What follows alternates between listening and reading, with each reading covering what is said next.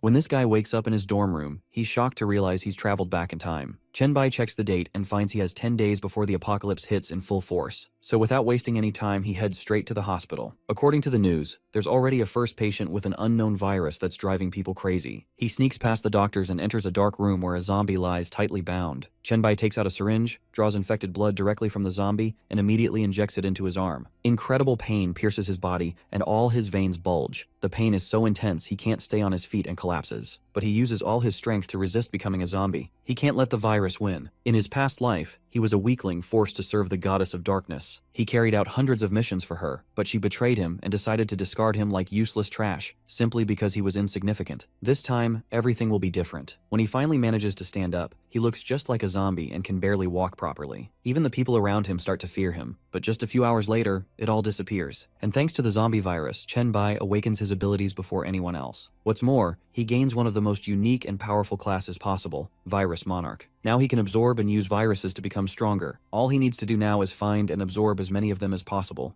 The hospital is obviously the best place to find viruses. He wants to return to the hospital. However, he sees everyone escaping in panic as zombies have emerged. From his previous life, he remembers the sealed hospital as one of the 3 events that happened in Jiangcheng City before the trial came. He figures out that this is that sealed hospital as he sees a zombie come out. He grabs him by his face to absorb all he can. He gains virus points usable for strengthening his abilities. Meanwhile, on the 4th floor of the hospital, we see a scene of 2 magares of the medical staff locking themselves in a bathroom stall while zombies are hunting for them. One of the doctors is certain that these are his last moments. He inappropriately starts touching the girl hiding with him to enjoy his final moments. Just then, a zombie breaks into the stall. As a result, the doctor uses his fellow nurse as a shield against the zombies and runs towards the window and jumps from the 4th floor to the ground, dying straight away as Chenbai watches on. Maybe death is far more appealing than to be the Walking Dead. Even the girl has been bitten by the zombie, turning into one herself. All Chenbai does is absorb that virus with an idea in his mind. He hopes to absorb all the zombiness out of the girl so that she can show him the way into the hospital. The nurse is told what happened, and she wants to thank Chenbai,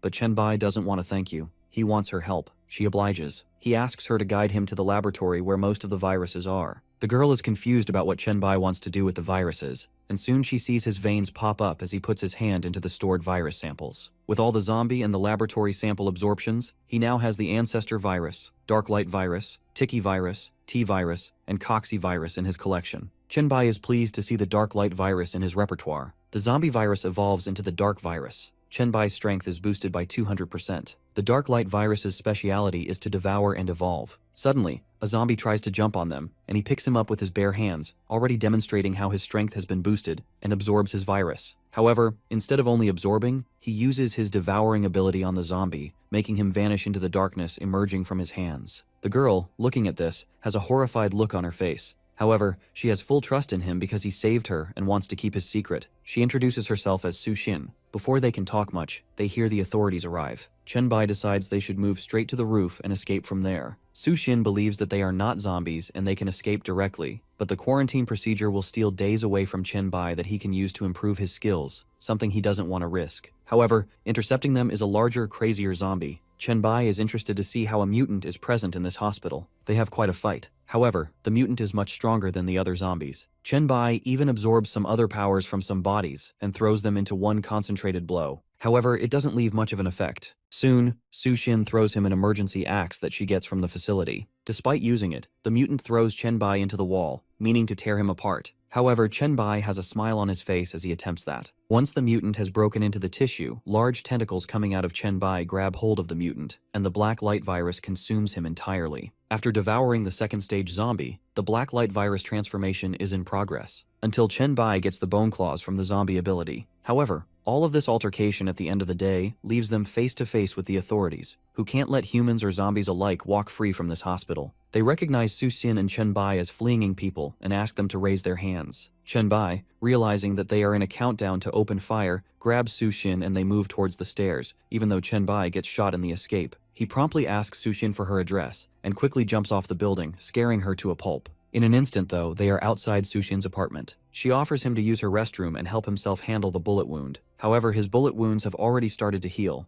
Moments later, Chenbai has his shirt off, and Su Xin points out that Chenbai still has scratches on his body. He hasn't fully recovered yet. However, he says that all he needs is something to eat and drink, which will fix him up. He jokingly asks her if she would like to present herself to be eaten, to get his wounds healed. She counters saying that if he wanted to eat her, he could have eaten her before. However, he didn't find the environment earlier. This only grows them closer as they share a passionate kiss. Soon we hear Chenbai's phone buzzing. His DMs are flooded with people asking him if he's alright since he went to the Jiancheng hospital. The fact that Song Zikyong had Susin approach Chenbai means she clearly knows something. That alone makes Chenbai curious enough to want an audience with Song Zikyong. Song Zikyong, in his previous life, was a woman who had risen from rags to riches. Her web of legal and illegal ventures had made her a known name. After the trial began, she awakened an A-level talent and rapidly climbed the ranks. Back in the present, Chenbai steps out of a car, lost in thought, reflecting on how much he used to admire Song Zikyong in his previous life. But this time, things would be different. She would admire and join him instead. Song Zikyong is introduced to Chenbai by one of her subordinates. She tells him she was worried after losing contact with him. There's plenty they could say to each other, but Chenbai cuts straight to the point. He asks her not to waste time either. Song Zikyong smiles and boldly suggests he could become her son-in-law if he wanted to. She follows this up by referencing the stunts he pulled at the hospital. Chenbai is immediately intrigued. He had destroyed the surveillance and power systems, yet she seems to know about things that no one should. It becomes clear that Song Zikyong is not someone to underestimate. She explains that she could have tracked him from the hospital lobby to the monitoring room anyway. However, someone had been stuck in Ward 323 due to the zombie outbreak, and suddenly she had initially called on her cell for Song Zikyong's help. Moments later, though, she reported that someone incredibly powerful had wiped out the zombies. A video was even sent to Song Zikyong, showing young Chenbai in action. She also reveals she had another source at the hospital, Liu Feng, the same man who had tried to assault Su Xin and then used her as a shield against the zombies before jumping out the window. Chenbai and Su Xin had assumed Liu Feng had died, as he remembers from a flashback of Su Xin saying that to Chenbai during the night they spent together. Su Xin was glad that harasser died. The story returns to the elevator, where Song Zikyong, Chenbai, and one of her close female subordinates, Ling Shuang, are riding up together. Song Zikyong repeats her offer. If not her son-in-law, Song Zikyong wants Chenbai to become one of her people, to work under her. Chenbai, however, plays it far dirty, even leading Song Zikyong onto much intimate intentions. Chenbai coolly follows that she doesn't know him as well as she thinks. Having a video doesn't give her the full picture. As they reach the top floor, Chenbai suddenly reveals his zombie virus claws. Instinctively, Song Zikyong's subordinate, Ling Shuang, moves to protect her, but Chenbai doesn't attack. Song Zikyong is caught off guard, and at first thinks he's making an indecent proposal. But Chenbai clarifies, all he wants is her help. She admits that convincing her isn't easy, but Chenbai leans in, promising he knows a lot, and that knowledge will only help the both of them grow stronger the closer they work together. He begins to tell her about the true nature of the apocalypse. Intrigued, Song Zikyong agrees to help him, on the condition that he helps her in return. And just then, gunshots echo in the background. Commander Huang of the military had sent Captain Zhao to negotiate with Song Zikyong.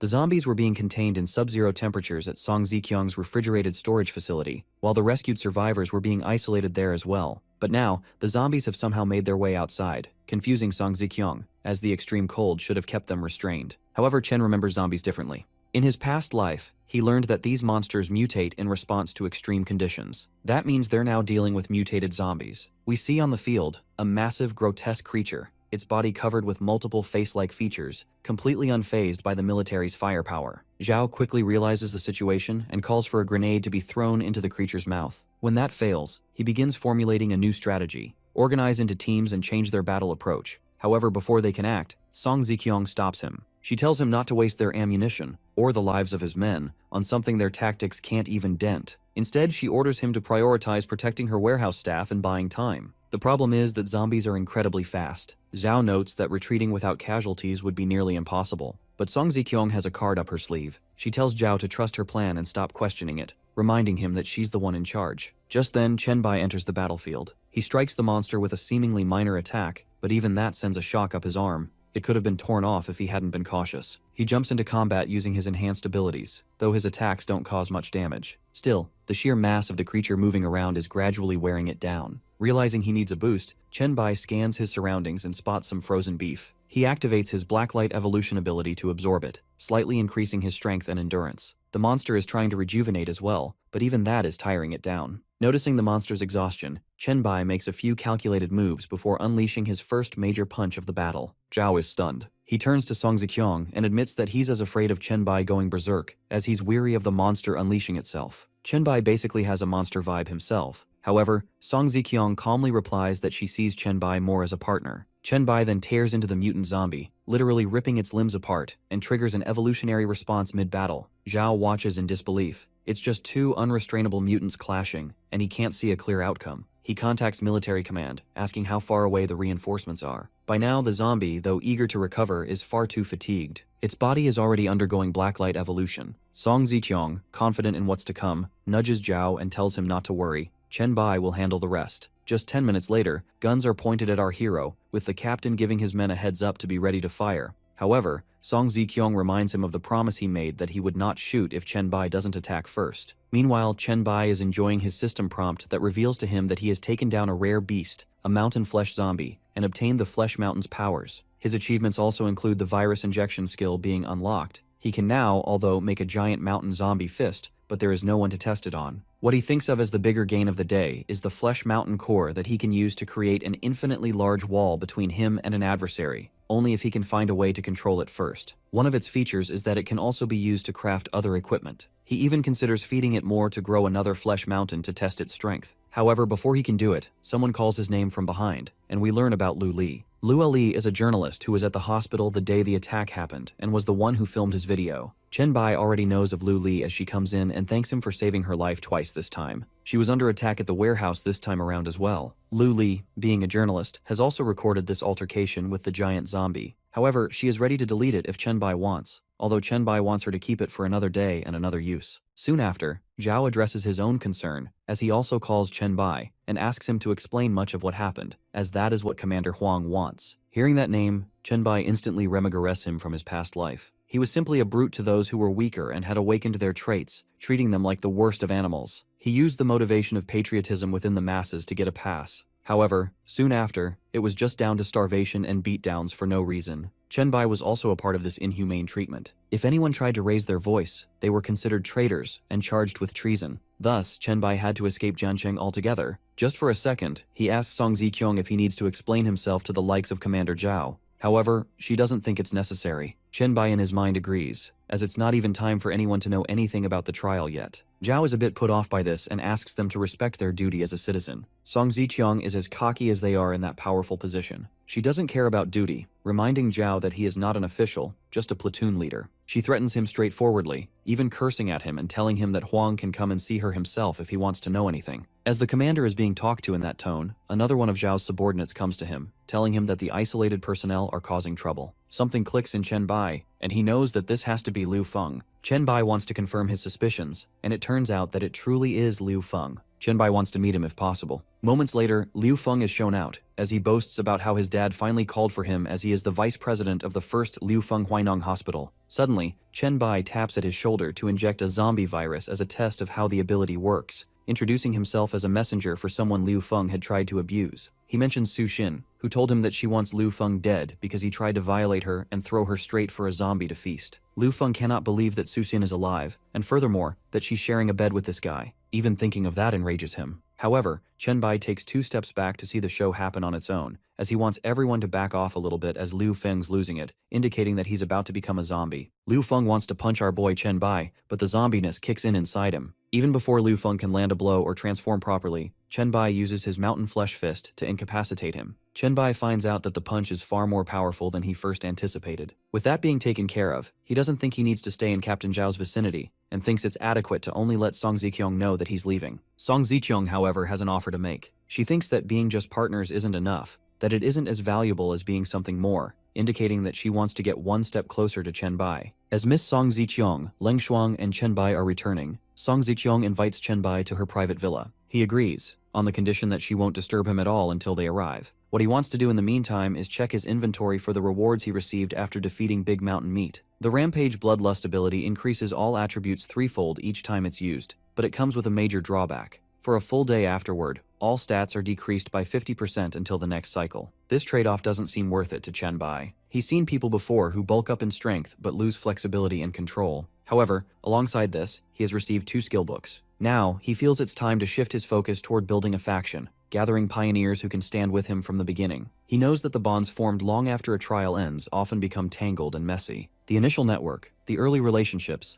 that's where real strength lies. It turns out Chen Bai has exactly 6 coins, the exact amount required to introduce a chat group. He proceeds to create one. He can't think of a name. If he doesn't come up with one quickly, the system will assign it a serial number by default. Soon enough, we see the message. Chat group 001 has been formed. At this point, Chen Bai starts envisioning the rebuilding of White Emperor City in a dream, making it his divine kingdom. He imagines the riches, the power, and what he would bestow, making her his lowliest dog beneath her own feet. 3 hours later, Chen Bai and the others arrive at Song Zikyong's villa. It seems Chen Bai has already briefed Song Zikyong on the more important matters and believes that's all she needs to know. She lets out a sigh, indicating that this much is enough for someone like her to start making gains. However, she expresses her desire to become Chen Bai's person and asks how she can achieve that. Chen Bai doesn't want useless people. The first thing on his list is abilities, followed by loyalty, much like that of a loyal dog. She's fine with loyalty and believes she can gain abilities as well. She already has influence, status, riches, and commands respect in John Chang. Chen Bai smiles and nods, revealing that in the new world, all rules and regulations are going to be flipped on their heads. Anyone's current status won't matter. All her current power will do is make her a better slave in the post-trial era. She thinks about the difference, being his loyal dog now, or his slave later. Chen Bai is precise with his words. He's offering her a platform to assert her dominance without letting his own insecurities weigh her down.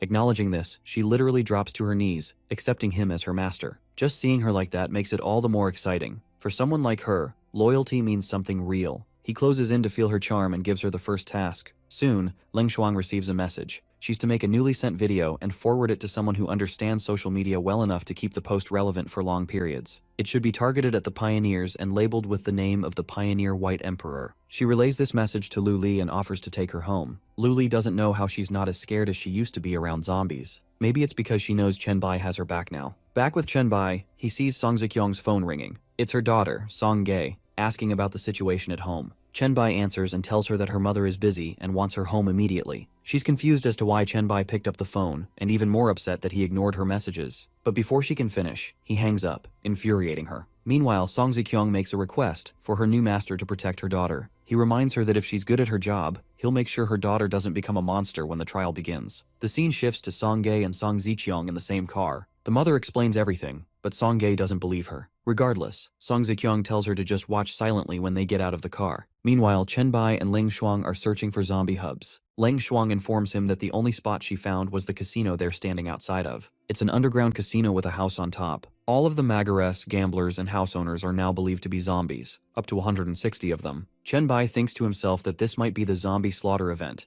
but unlike the hospital and Meat Mountain incidents, which happened in broad daylight, this one is far from public eyes. That makes it unlikely to be the third major event before the trial. Soon, Song Zikyong shows up, realizing that Chen Bai is the type to go after every single zombie. While the military only wants 10 or 15, Chen Bai is going for the whole bunch. He knocks very gently to signal those inside to open the door. They burst it open, and a horde of zombies rushes straight for him. However, we soon witness the incredible speed of Chen Bai as he stands atop a mountain of zombies, absorbing their zombiness right out of them. Despite initially aiming for 160, it turns out he has already collected 500 samples of zombie-class viruses. He can now even collect zombie serum by exchanging zombie viruses through something called the talent tree, specifically the zombie virus entry. This solves a long-standing problem for many, especially new awakeners, as zombie viruses are always an issue. He now has virus points and uses 300 of them to acquire the serum. Having obtained this rare item, he turns to Song Zikyong and reminds her of what he had told her earlier, about only fighting zombies with a weapon in order to come out on top. She has a giant club bat in her hand, so Chen Bai sends a zombie her way to test her strength. Among the girls, Leng Shuang wants to go first. Rather than using weapons, she relies on her accuracy as her arsenal,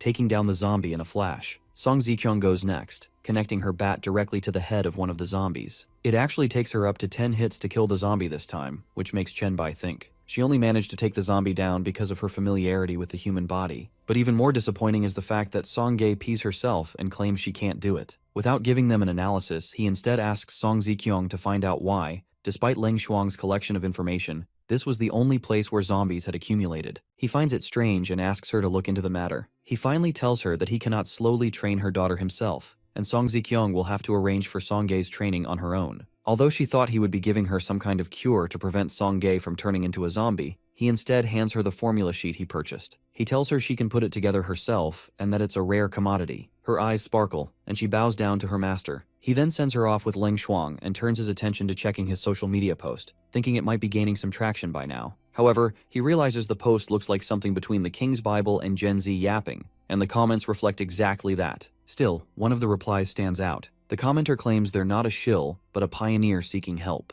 It turns out not all was lost in posting that. The person, going by the name I'm Not a Shill, accidentally reveals that they are a level S mental controller. something they later regret mentioning in the messages. But the pioneering White Emperor, Chen Bai, tells him not to worry. His secret is safe with him. Realizing this is someone useful, Chen Bai tells him about a chat group, the White Emperor's chat box, and the documents available there, encouraging him to read and ask anything he wants. This person enters under the name Han Xiao. He doesn't ring any bells, but then he talks to Chen Bai about adding someone named Suichuan, who mentioned him while tweeting but couldn't get his attention, and so talked to Han instead, only to find out that Han knows nothing about this. Shuichuan thus ended up ignoring Han as well. This suddenly brings a certain seriousness to Chen Bai's face. Pioneer Shuichuan must be none other than the powerhouse Emperor-level Suicune. He quickly types in affirmation, hoping that this is the breakthrough the chat group needs. We see Songge on the phone with Lu Li, talking about what became of the investigation. It turns out that the lords of the Zhangcheng area are interested in collecting zombies, sending them all to the Mankai container yard near the Zhangcheng wharf. Lu Li had even sent someone inside, but the amount of time taken means they were likely caught, and it's no longer worth waiting.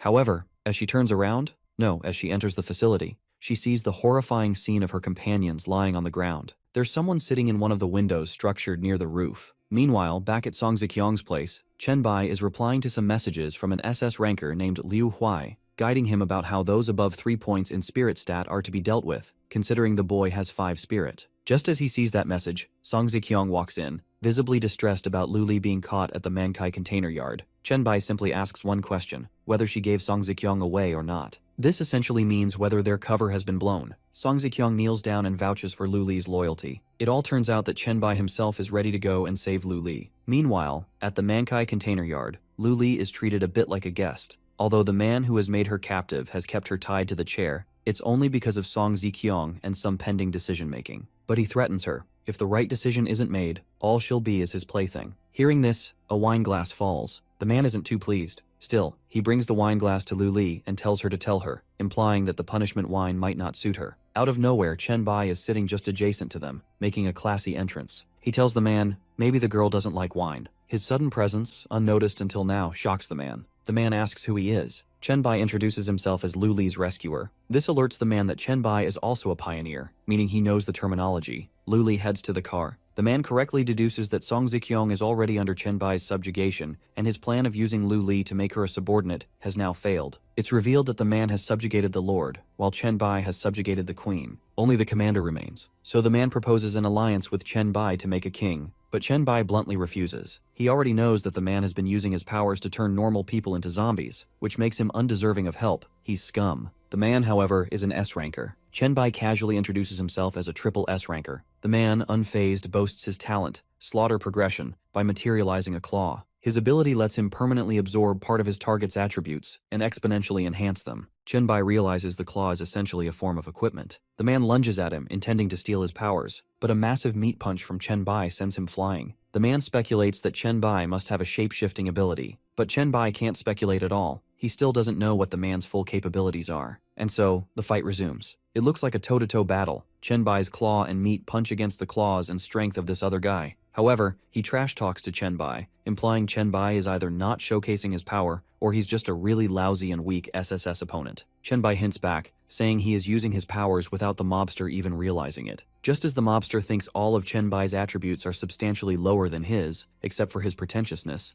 the mobster suddenly starts coughing up blood. He glances at his statistics board and sees all of his stats dropping drastically, at a rate of 2 to 3 units per second. He's basically suffering from a negative buff. Chen Bai compliments him for having such a formidable physique that the virus took this long to take over. In his defense, Chen Bai says, he did warn the mobster of using his skills. Now that he's had his fun, Chen Bai begins absorbing him, warning him not to disappoint him. Sooner rather than later, only the man's claw is left on the ground. For the first time, Chen Bai has taken down an opponent of such high grade. However, he can't acquire their mastered skills. There's only a low probability of such a thing happening. He can only enhance his own abilities, and can choose to view partial memories of the victim. The attribute bonuses from the Blacklight virus have now morphed into a more active utility, becoming his base attribute bonus. In Chen Bai's mind, that's quite the feat. He checks his own stats: a 30 points increase in strength, a 20 points increase in spirit, and a 100 points regenerative boost. Meanwhile, his core statistics have also risen by 50. Although it's a bit of a letdown that he won't have many formidable foes around for a while, ordinary people with stats below 5 are now too fragile for him.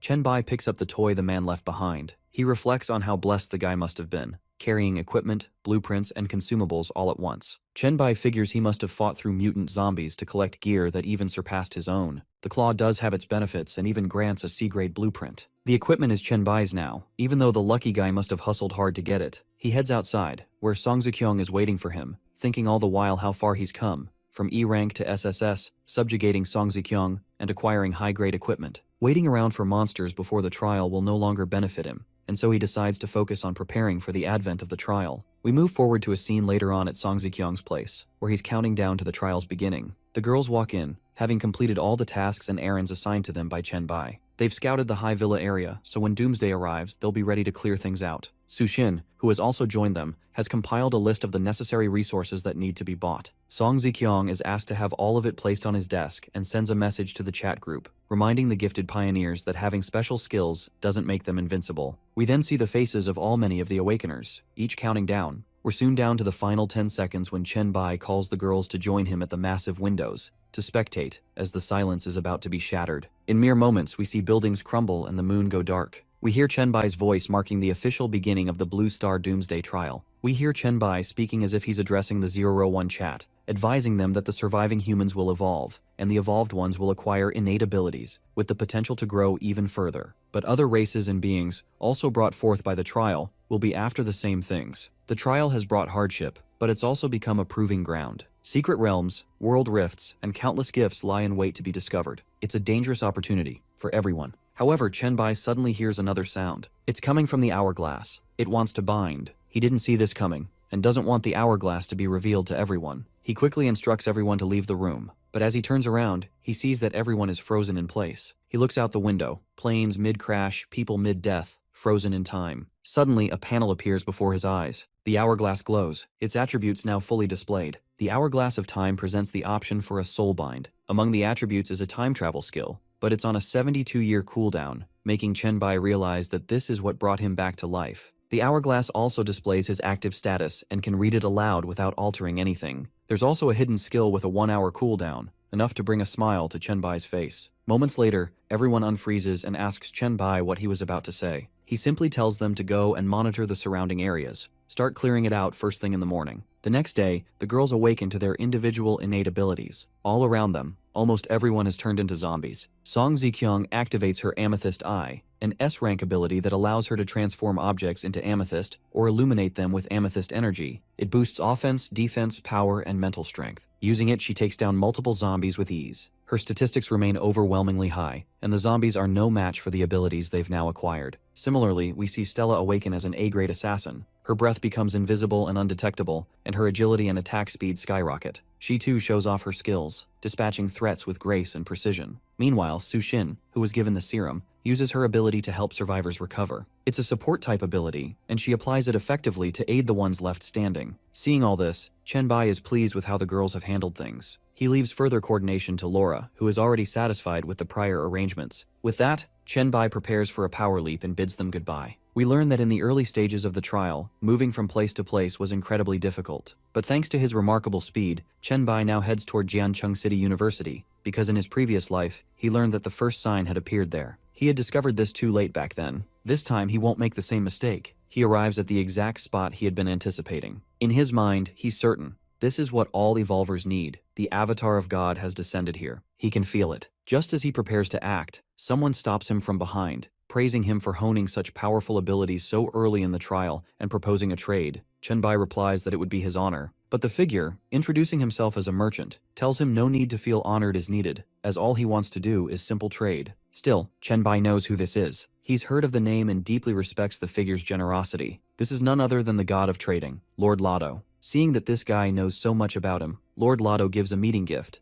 a gold mangacapped card to the Goblin Chamber of Commerce. Chenbai notices that Lord Leto is much more gullible compared to his past life, so he decides to keep flattering him. Based on that, he decides to show some of his items to him. He has the Thunderwalker's Scroll, a grade S item that manifests the power of lightning, channeling it according to the user's will. He also has the Reaper's Touch, a legendary item that can only be possessed by someone with expertise in arms. However, this is not the type of stuff Chenbai really wanted to talk to this guy about. Chenbai thinks of the scroll, and how in the previous life, he had gotten it from this very god. He soon admits that he cannot afford these items, which makes perfect sense for the initial days of the trial. Lado encourages him to work hard so that he can one day afford to have such products at his disposal. Chenbai does express how he has heard that the gods cannot interfere directly in the trial and instead need to invest in evolvers. Chenbai claims that the god of the goblins, Lord Lado, can benefit quite a bit by investing in him. Hearing this stuns Lord Lado, who points out that for a mere mortal human, Chenbai seems to know way too much about the trial. Chenbai then brings up the treasure Lado possesses, coveted by all the gods, and suggests it would be a good investment to put in for someone like Chenbai. Lado doesn't want to endure a loss, even if Chenbai is an admirer of his. Chenbai doesn't back down. He openly shows all the skills he possesses. The Triple S rank talent catches Lado's attention,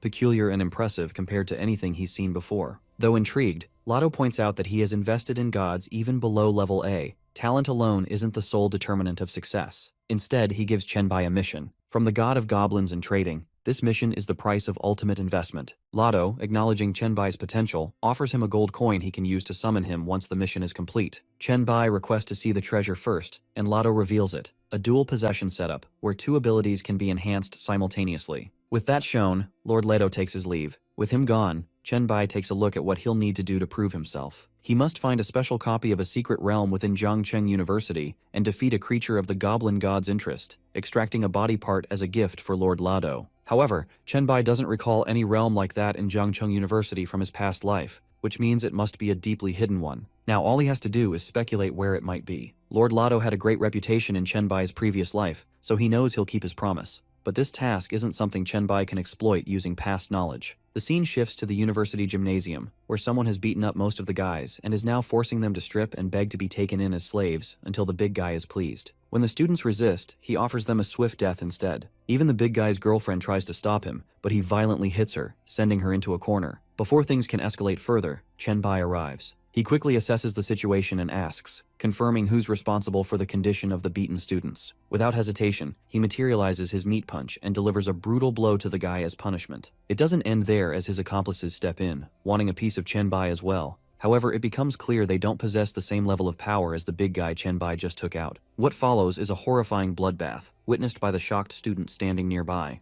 Chenbai wants to know which one of them is associated with the medical facility. The moment he asks, everyone scatters in panic. One claims to be a civil engineering student. Another says they're studying language. Suddenly, someone nervously points toward the bully's girlfriend. No one knows why Chenbai is really here, and everyone is desperate to avoid any reason for him to have a vendetta. The girl, terrified, begs for her life, pleading not to be killed. She claims her only crime is being an aroused lady. Chenbai is told how she actually tried to stop her boyfriend and even helped others during the chaos. Acknowledging this, Chenbai instructs the rest to move out, stating that the girl will stay. He then directs the group toward Dongshan Villa. The students are stunned. Zombies swarm the city and the path ahead seems suicidal. However, Chenbai assures them that most of the zombies along the way were already taken out by him as he made way to the university. He reminds them that as survivors of the trial, they are evolvers now. If they cannot confront their fear and head out, then they will never be ready for what's coming, when zombies and monsters will multiply even more. They leave with the instruction that once they reach the villa, they are to mention Chenbai's name, and the people there will accommodate them. Meanwhile, the girl, who also wants to leave with them, is told she must stay behind to help Chenbai.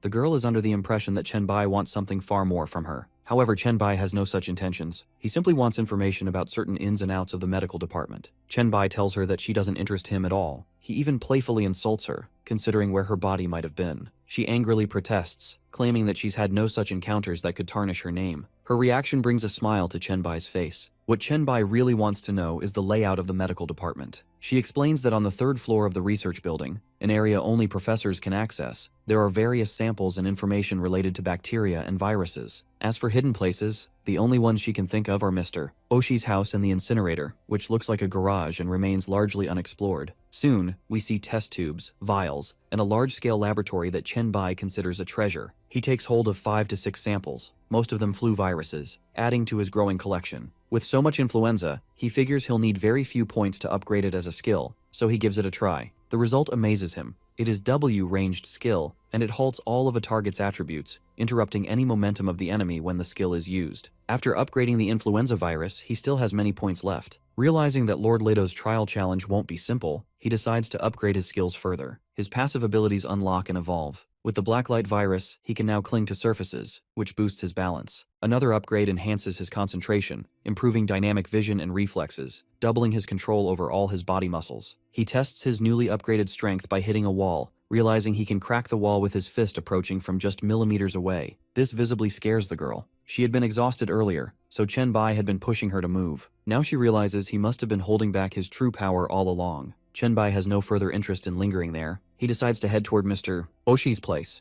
The building seems as though it's without electricity, which unsettles the girl. They soon come across a set of double doors. Chen Bai tells her to stay back, even though she's clearly terrified to be left alone. However, he senses a kind of portal seal. It looks like the entrance to a dungeon. As he approaches, a notification window appears, indicating that the dungeon is recommended for levels 5 to 10. He accepts and enters. If Chen Bai manages to clear the dungeon, it will become a permanent location. But if he fails to clear it within 2 days, it will vanish. It all makes sense now, why he had never heard of this hidden cold incinerator dungeon in his previous life. As he steps inside, monsters begin approaching, with his claw raised and ready to strike. Although there are 4 crazy multiple-limb creatures and zombies coming at him, Chen Bai has got the upper hand for most of the battle. The monsters do possess formidable moves, but they are too slow compared to our hero. He anticipates more. However, the thrusting doesn't get any faster for those with enhanced moves, so he simply takes them out without enjoying it any further. As he goes through the monsters, he acquires multiple grades of experience points based on which monsters he takes down. The notification window updates him as he improves his attributes, gains points, and takes down all but one monster. He calls out the monster that Lord Leto is interested in,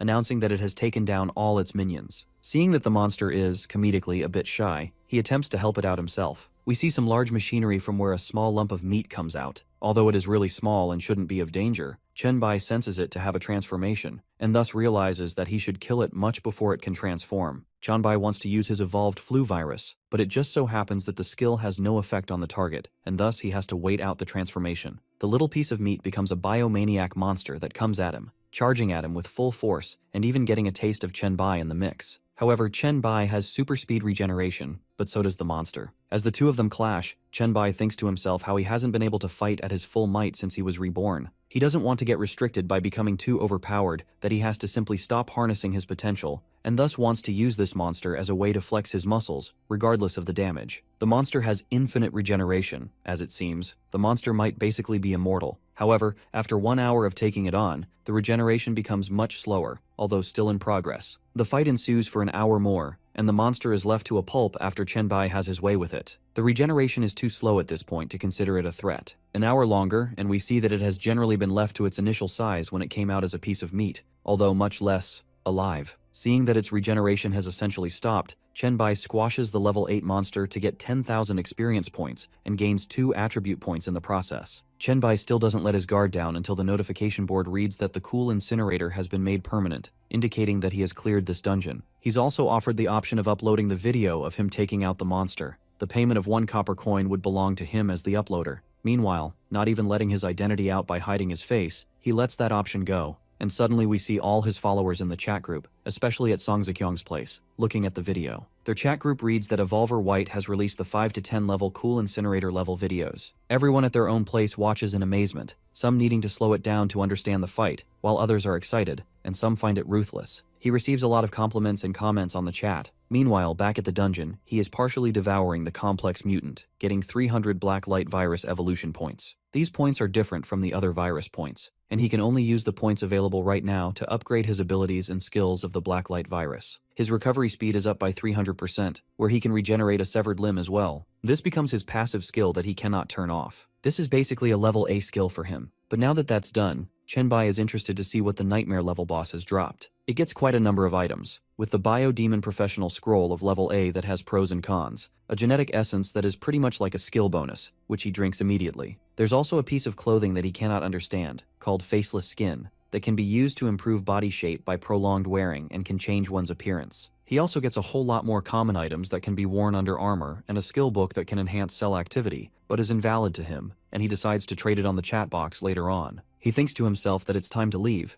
as all he has to do is hand the goblin god the part of the boss monster's body. He thinks that the dungeon was far less profound than he had anticipated, such that he was able to complete it in 1 day. However, as he is about to leave, something clicks in his head. He figures that it cannot simply be that the goblin god gave him an aimless target like this dungeon. He's conflicted between the idea of whether this secret dungeon, the creature's limb, or maybe he himself was the target Lord Leto was going for. While parting ways with him, Chen Bai heard Lord Leto murmur that Chen Bai, as the harvest for that day, was quite satisfying. Chen Bai quickly thinks about checking out the dungeon one more time, as he might have missed something. He checks the inside of the incinerator, which looks regular. He checks out the pipe, which is definitely something odd, as the pipe's length exceeds the height of the room once Chen Bai gets inside. However, it too has a dead end. He just touches it, thinking that the pipe might not be the key. Suddenly, a face materializes out of the end wall. Chen Bai's reflexes kick in to punch it. However, he figures out that it's really a mask which can be collected as an item. There is no description on the notification window, and it's most probably a triple S class item associated with the gods. This seems much more likely to be the item that Lord Leto wants. He thinks to himself that this is definitely something he would want to stock. In the next scene, we see him come out of the dungeon with the girl waiting, who has already seen his video and comments on his unbelievable strength. The price to watch the video was 1 copper coin. Chen Bai gets thinking about how many coins he might have earned. The notification window shows a large amount of 869 gold coins, 93 silver coins, and 15 copper coins. This means a lot of people have been watching his video, but for some reason, Chen Bai is not happy. He needs 1,000 coins to unlock the storage, something protected by the will of the universe from all directions. He would have to carry his items undetected. He would need that storage, but he must wait until turning in the mission to the goblin and trade god. It's nighttime, and although the girl suggests they'll go for the Danshang Villa settlement, it's definitely not safe. She suggests a few hotels a short distance from the university that they can spend the night at. At the hotel, the girl is trying on multiple costumes to seduce Chen Bai. However, he finds most of them childish. The girl, however, finds one particular costume with a horse tail, receiving Chen Bai's interest after all. Fast forward to the notification board telling Chen Bai that he has somehow acquired 1,000 coins. This means that he can access the storage protected by the universe's will. He soon makes sure that the mask has been stored within the storage, and thus he proceeds to the next part of the mission, throwing a golden coin to a wall. This creates a portal, summoning the god of the goblins and trade, Lord Leto. There was a famous piece of advice from Chen Bai's previous life regarding Lord Leto.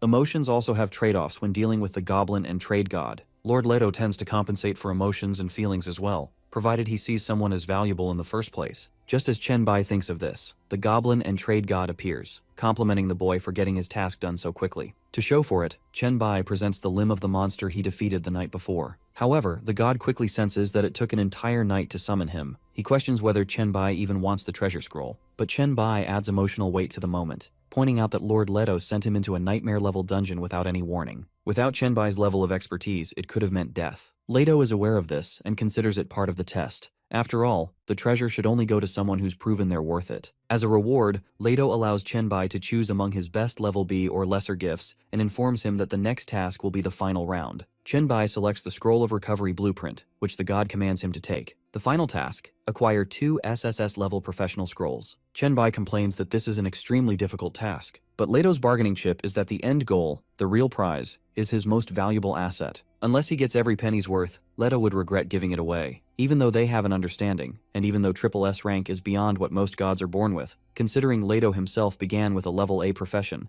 Chen Bai accepts the challenge. The scene shifts to a giant rat wreaking havoc on the city. Its stats far exceed those of average evolved humans. Song Zikyong and Leng Shuang are investigating from the shadows. The rat is much larger than the last one they encountered. Regardless of their own giftedness, its attributes are 3 to 4 times higher, meaning their people can't handle it. As they talk about keeping a low profile, the rat senses them and launches an attack. They escape by a hair's breadth. Just as it prepares to strike again, someone crashes down from the sky, landing a heavy blow to the rat's head. Chen Bai has returned to the battlefield. 2 new boys are accompanied with the girls, newly added to the squad. He orders Leng Shuang to call the men to clean up the area and compensate everyone for their losses. Meanwhile, he asks Song Zikyong to accompany him to discuss the situation. Back at the villa, they talk about how, after the zombies were cleared, the giant rats started appearing from the east side. 6 of Song Zikyong's warehouses were destroyed, with over 100 lives lost in collateral damage. She even has a list of the casualties and losses to show Chen Bai. Grasping the gravity of the situation, he takes responsibility for dealing with the threat himself and tells Song Zikyong to get some rest. Before leaving, however, she wants to introduce him to someone named Qinling Yu, who was rescued and brought to the villa. She wants to serve Chen Bai and become one of his people. Chen Bai tells Song Zikyong she may leave, while Qinling Yu can stay. Qinling Yu is a law student, and Chen Bai is curious to see how good a sharp-tongued lawyer can be. He asks her to demonstrate her abilities, up close and personal.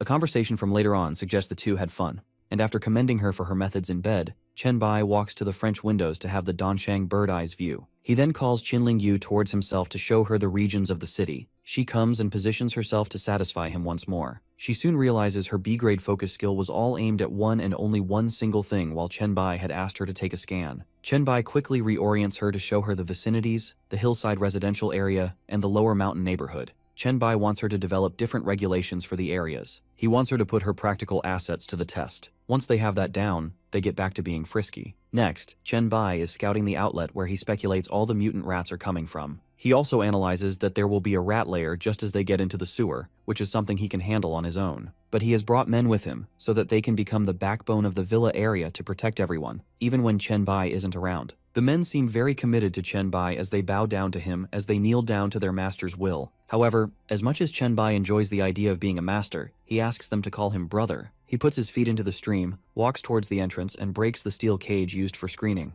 The special mission sewer host has been engaged, as Chenbai sees on the notification board. He asks his fellows whether they see this on their notification board as well, and all of them start falling in line with the details that they have to kill all the mutant rats, including the Rat King, and finding out the source. Others concentrate on the rewards, which make sure that everyone is on the same page. With torches in their hands, they walk inside. It's quiet, but only at first, as the swarming rat army comes charging at them. Chenbai has his zombie claws ready, giving everyone a heads up. He slashes through the incoming rats and asks everyone to keep checking which one of the bodies is still alive, acquiring the rat skin ability in the process. We see the comrades checking on the bodies one by one. Moments after this, we find out that they have gone through 16 different sections of the pipeline, clearing most of them immediately. They see and hear another rat coming, and Chenbai sits this one out, asking Song Zikyong to scout first and then attack. However, she has a horrified look on her face, understanding that the incoming rat is a level 7 mutated beast. It's basically the boss monster. Before she can even try to see some of its attributes, the rat is too close to Song Zikyong, and Chenbai interferes with his large claws to take it out of the way. He gets plague boots, poison protection, and a boost in attributes. He equips himself with those boots, which spread terror by the bearer of the boots. Chenbai instructs them to now move on to find out the reason for the source of the mutation. Gradually, they have scouted the sewers 5 times already, with Chenbai acquiring more and more viruses as he walks. He realizes that the viruses he is acquiring at every subsequent point weren't even there before the trials had begun. The quality of these diseases is such that even new evolvers are susceptible to them. With this information, he figures out that the mutation source must be somewhere in the vicinity. Soon, he asks everyone to stop there and turn around, as they cannot follow him from that point on without consequences. He feels that the virus flow has drastically increased, and can only imagine how much the rate would be once he gets to the actual source. He can sense that he is in the cesspool of viruses. As he grows closer, he sees a corpse, which is probably the source that the notification board had instructed about. Chenbai, examining the corpse, deduces from the virus concentration that the scroll clutched in its hand must be the source of the plague. Now that he's close enough, the scroll is clearly visible, but when he opens it, nothing happens. No notification panel, no skill prompt, no sign of an awakening, evolution, or ability gain. Just silence. All he sees is a giant message from the plague cult, declaring that their high priest sacrificed himself to symbolize the arrival of their prophesied new god,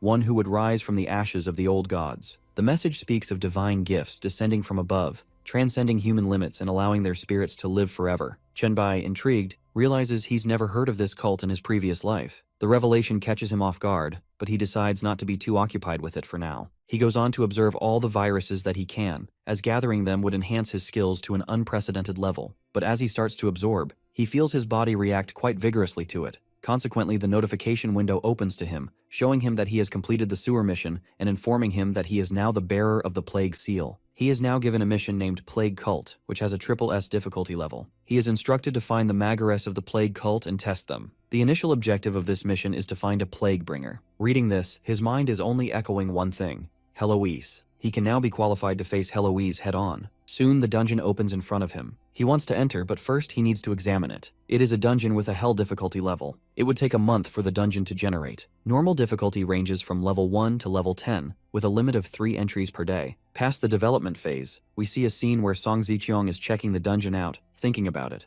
Chenbai comes from behind, acknowledging her as a perfect candidate to enter. A few minutes later, other evolvers arrive to join them, and Chenbai instructs them that the dungeon isn't that spacious. Not a group larger than 4 to 8 people should enter at once. He reminds them that living through the dungeon is the priority over the loot that can be collected. He wants his followers to grow greatly in terms of innate abilities, so he would enter with a few of them, but be generally passive, letting them handle everything until it's necessary for him to intervene. He then asks all of them to join the White Emperor Palace chat group. Chenbai's number among the Magares is 001 as well, which shocks Song Zikyong and Song Ge for a moment. He tells them it's simply the order in which everyone evolved. Song-gu is a bit confused why she isn't invited, and Chen-bai reminds her of the altercation where she peed herself while facing zombies. He cannot risk having her in what he considers his harem. Song-gu claims that she is no longer that little girl, and has grown since then. However, Chen-bai cannot just take her word for it and asks her to enter the dungeon and prove herself. Within the dungeon, we see giant rats coming for the group that has entered. However, young Song-gae is deeply motivated to get through this herself and keeps everyone back as she moves forward to take care of the giant rodents. Chen-bai realizes that he doesn't even know what Lu Li and Song-gae's talents are after they became evolvers. Lu Li can manifest illusions to create disembodied phantoms, where her imagination is the limit. Meanwhile, Song-gae's ability is a C-rank natural aptitude that accelerates the growth of experience and proficiency by half. He finds Lu Li's ability to be far superior to Song-gae in battle. However, as he speaks, Song-gae has already taken care of the giant rats, which are much more formidable than simple zombies. Chen-bai finds that she is really passionate about this, and so accepts her as worthy of being a part of his harem. Although it takes a blow to her ego, Song-gae isn't showing much eagerness. Chen-bai knows how to play this game as well. Besides, Song-gae's mother, Song Ziqiong, enters the mix, revealing that Song-gae was upset when Qinling Yu was introduced to Chen-bai, as she wanted to be introduced instead. We see her being accepted,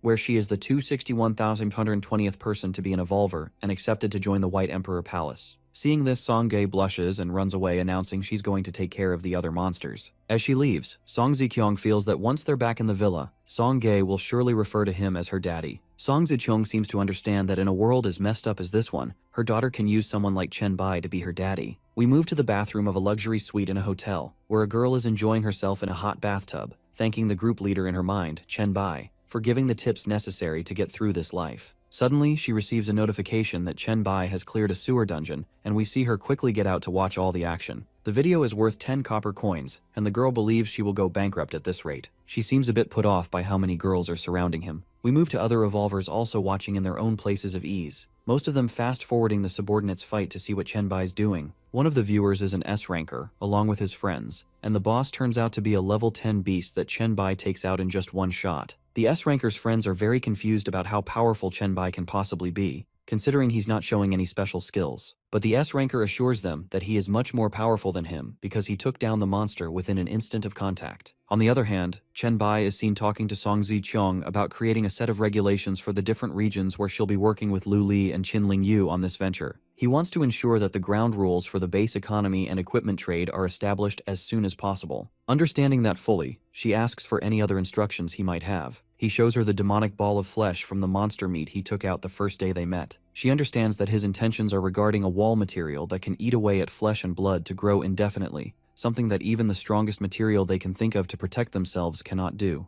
Chen knows this, saying that depending on the material they use to create the wall, they can rule a large area in a very short amount of time. He also shows them the other stuff he got the other day from the task Lord Leto had asked him. He shows Song Ziqiong the cloth that can help as a mild disguise and change the body structure and appearance. Among all this chatter about the dungeon equipment Chen-bai has gathered, Song Ziqiong starts talking about Chen-bai's happiness, leading the conversation to how Song-gae will call her daddy soon, if it pleases him. We soon see him sleeping with Song-gae and some other girls, as he stands up to leave somewhere. Moments later, we see him leave with the plague rope on and his shoes firmly tight as he walks, planning how he can maximize the amount of equipment from the sewer dungeon by entering it in planned sequences. Suddenly, someone named Dreamy initiates a chat with him, seeking guidance from the group leader. Chen-bai asks her to send her skills, details, or at least her attributes so that he might guide her. However, he doesn't recognize the name Dreamy from his previous life. To his surprise, Dreamy, also known as Dream Butterfly, is a triple S level evolver with an infinite growth talent. She explains that she has the ability to control certain things in people's dreams, taking away items and adding elements of herself. She talks about a dream totem place where she can initiate a dream and invite others into it. Chen-bai is interested, and the way this works is that he will send her a picture in the form of a dream totem, and they can guide him in his dream world. However, Chen-bai is hesitant, as he will have no control in her dream world. Dreamy offers him 10 gold coins to sign an evolver's contract, which is worth 10 gold coins and will be under the jurisdiction of the universe's will. Chen-bai is confused about why she needs his advice if she can afford 10 gold coins. It turns out that the monsters she beats in the dream world actually die in the real world, where she can adjust the explosion rate to get gold coins. She also offers him a spiritual perception and deal level skill book, which Chen-bai considers quite valuable. Her real problem is that despite being strong in her dreams, she is utterly weak in reality. It's obvious that in a world like this, if she doesn't acquire powers in real life, she'll die soon.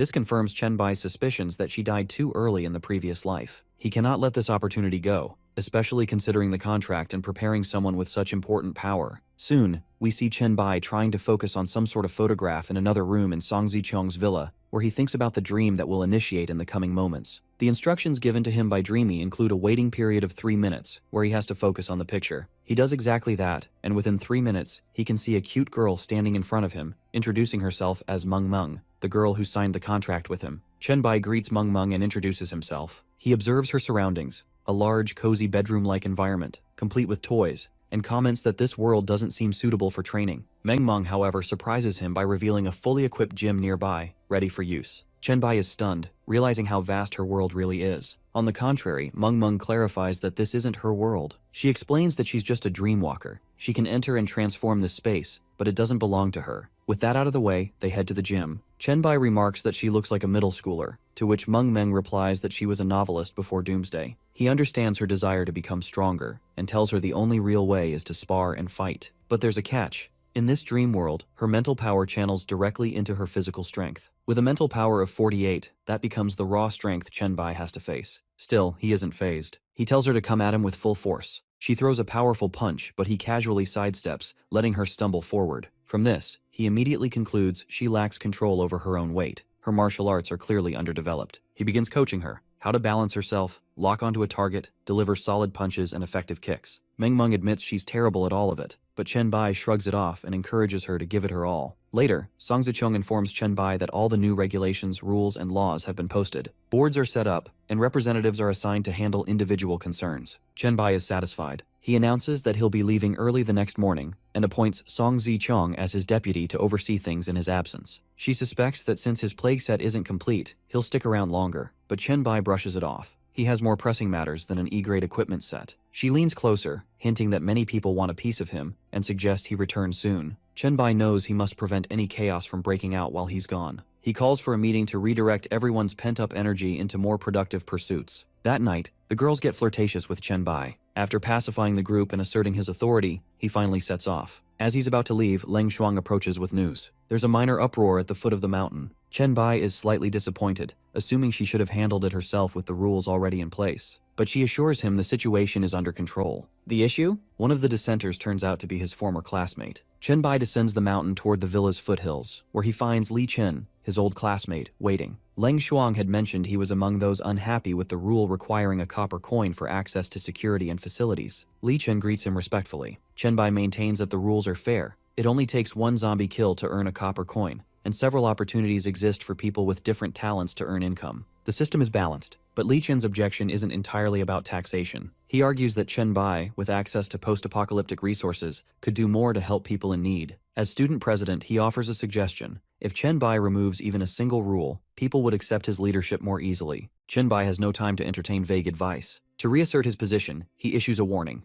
Everyone has 3 minutes to either follow the rules or leave his presence. Otherwise, the consequences will be clear. Even after Chen Bai's warning, Liu Feng doesn't budge. In fact, he doubles down with cockiness, relying on the power of public support. He believes he's doing everyone a favor, not just fighting for himself, and assumes the people will stand by him. But Chen Bai and the others remain firm in what they've just said. Chen Bai doesn't have to say much more. His guards take over, insulting Liu Feng for being useless, claiming he can't even kill one zombie to earn a single copper coin. One of them mockingly offers Liu Feng a job as a dog guard for 2 copper coins a night. Infuriated, Liu Feng lashes out, threatening Chen Bai and the group, warning that they'll regret driving him away. Chen Bai knows he will in fact regret it, but not for the reason Liu Feng thinks. Calmly, he steps closer and suddenly grows his giant zombie claw, ready to end the matter in an instant. Disobedience like that isn't tolerated. The guards agree, asserting that their role is to protect only those who want protection. Suddenly, everyone realizes there's only 1 minute left before Chen Bai's offer expires. Panic spreads, and most of them fall to their knees, begging for mercy and promising to follow the taxation rules strictly, whatever punishment he sees fit. For trying to challenge his authority, Chen Bai fines them 5 copper coins instead of 1.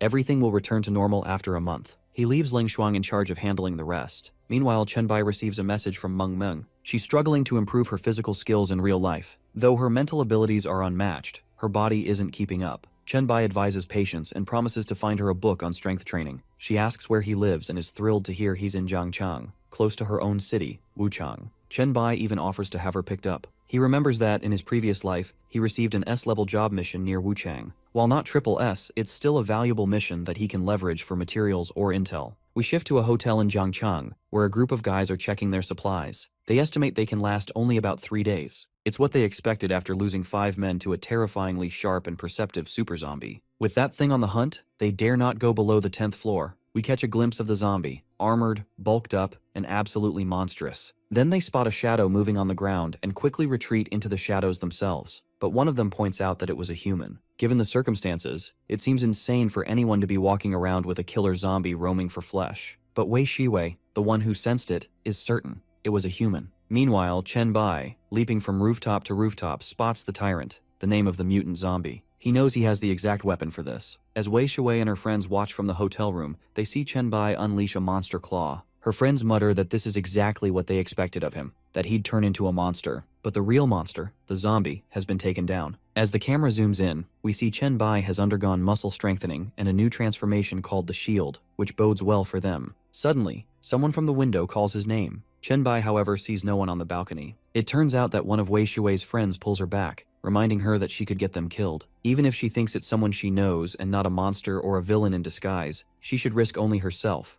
not the whole group. Suddenly, someone speaks from behind the drapes, asking who called him from inside. Wei Shui opens the curtains to see Chen Bai hanging from the window with one of his claws. We then learn that Wei Shui is basically Song Gei's best friend. She immediately asks about Song Gei and how she's doing. Soon after, we see the whole group gathered. Chen Bai sits at a table explaining what's been going on. He reveals that he has established a settlement around the Danshang villas, with the help of Song Ziqiang, who has been assisting him in taking care of the survivors. Wei Shui's friends don't believe it at first. The idea of the Queen of Jiangcheng helping a little boy sounds implausible. Chen Bai tells them to go and see for themselves. He wouldn't lie about something that could be so easily disproved. Just then, more students walk in, having heard Chen Bai's name. Qi Zheng rushes in, accompanied by a few friends, including Lu Feng and Zhao Mu. It turns out that many of their university mates are in the area, only held back by the monster zombie blocking the route. Lu Fengcheng expresses his willingness to go to the settlement in Dongshan but says the path is too dangerous. He requests Chen Bai to clear the way. Chen Bai, however, makes it clear that the settlement has a rule: 1 copper coin per day per person. Lu Feng believes that once they recuperate, they'll be able to earn even a gold coin. Chen Bai, however, has other matters to attend to. If it weren't for the tyrant monster roaming nearby, he wouldn't have intervened at all. It's no ordinary creature. Still, he offers a few low-level items to Qi Zheng,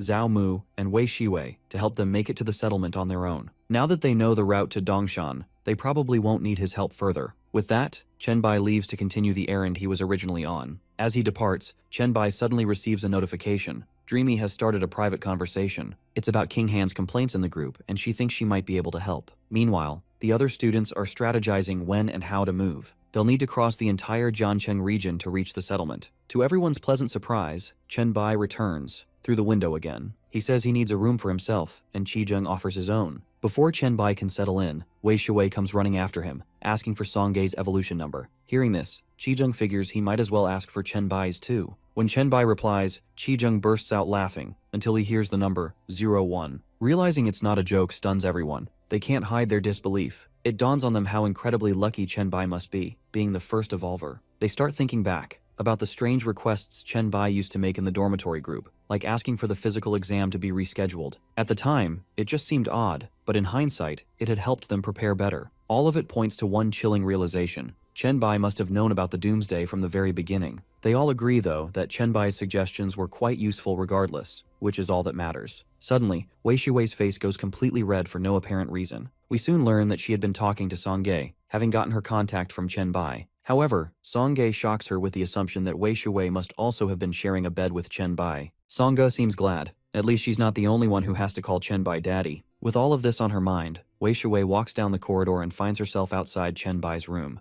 As she stands there, she overhears one of the guys behind the wall talking about Chen Bai's statements. According to him, everything Chen Bai said sounds a little too strange and has too many loopholes. Despite all the help Chen Bai's instructions have provided, they remain skeptical. Their exact intentions, however, remain unclear. We cut to the dream space in the Magic City, where Chen Bai visits King Han's place. Han is a bit laid back but apologizes to the others. Chen Bai is greeted by Han Xiao and another guy, Crow, a masked evolver who introduces himself as an SS rank Fear Incarnator. Crow explains that he's filling in because Meng Meng, aka Dreamy, could only bring one other person into the dream world besides Han, so he's here as the filler. It turns out that despite being an S rank evolver, Han Xiao is the weakest among them due to his limited mind control abilities. Chenbai doesn't cling to the negatives. Instead, he notes that Han is actually lucky that Dreamy has mastered dreamwalking to such an extent. Just 2 days ago, she couldn't bring anyone to any space other than her own, but now she can use her dream totem to gather people in her house. It's a brand new upgrade to the skill. Not wanting to waste time, Chenbai skips the pleasantries and asks why Han was complaining so much in the group chat. It turns out Han has received an exclusive mission very relevant only to him. Among his father's belongings, he had found a mental record from Red Star Mental Hospital that had mentioned an aunt Han had never heard of, along with a reference to a hereditary mental illness. The mission board had asked him about the disease's symptoms, why the aunt was never mentioned, and whether his mental talent might be genetically linked. It hinted that the answers still lie in the Red Star Mental Hospital. Before long, the group is standing outside the Red Star Mental Hospital,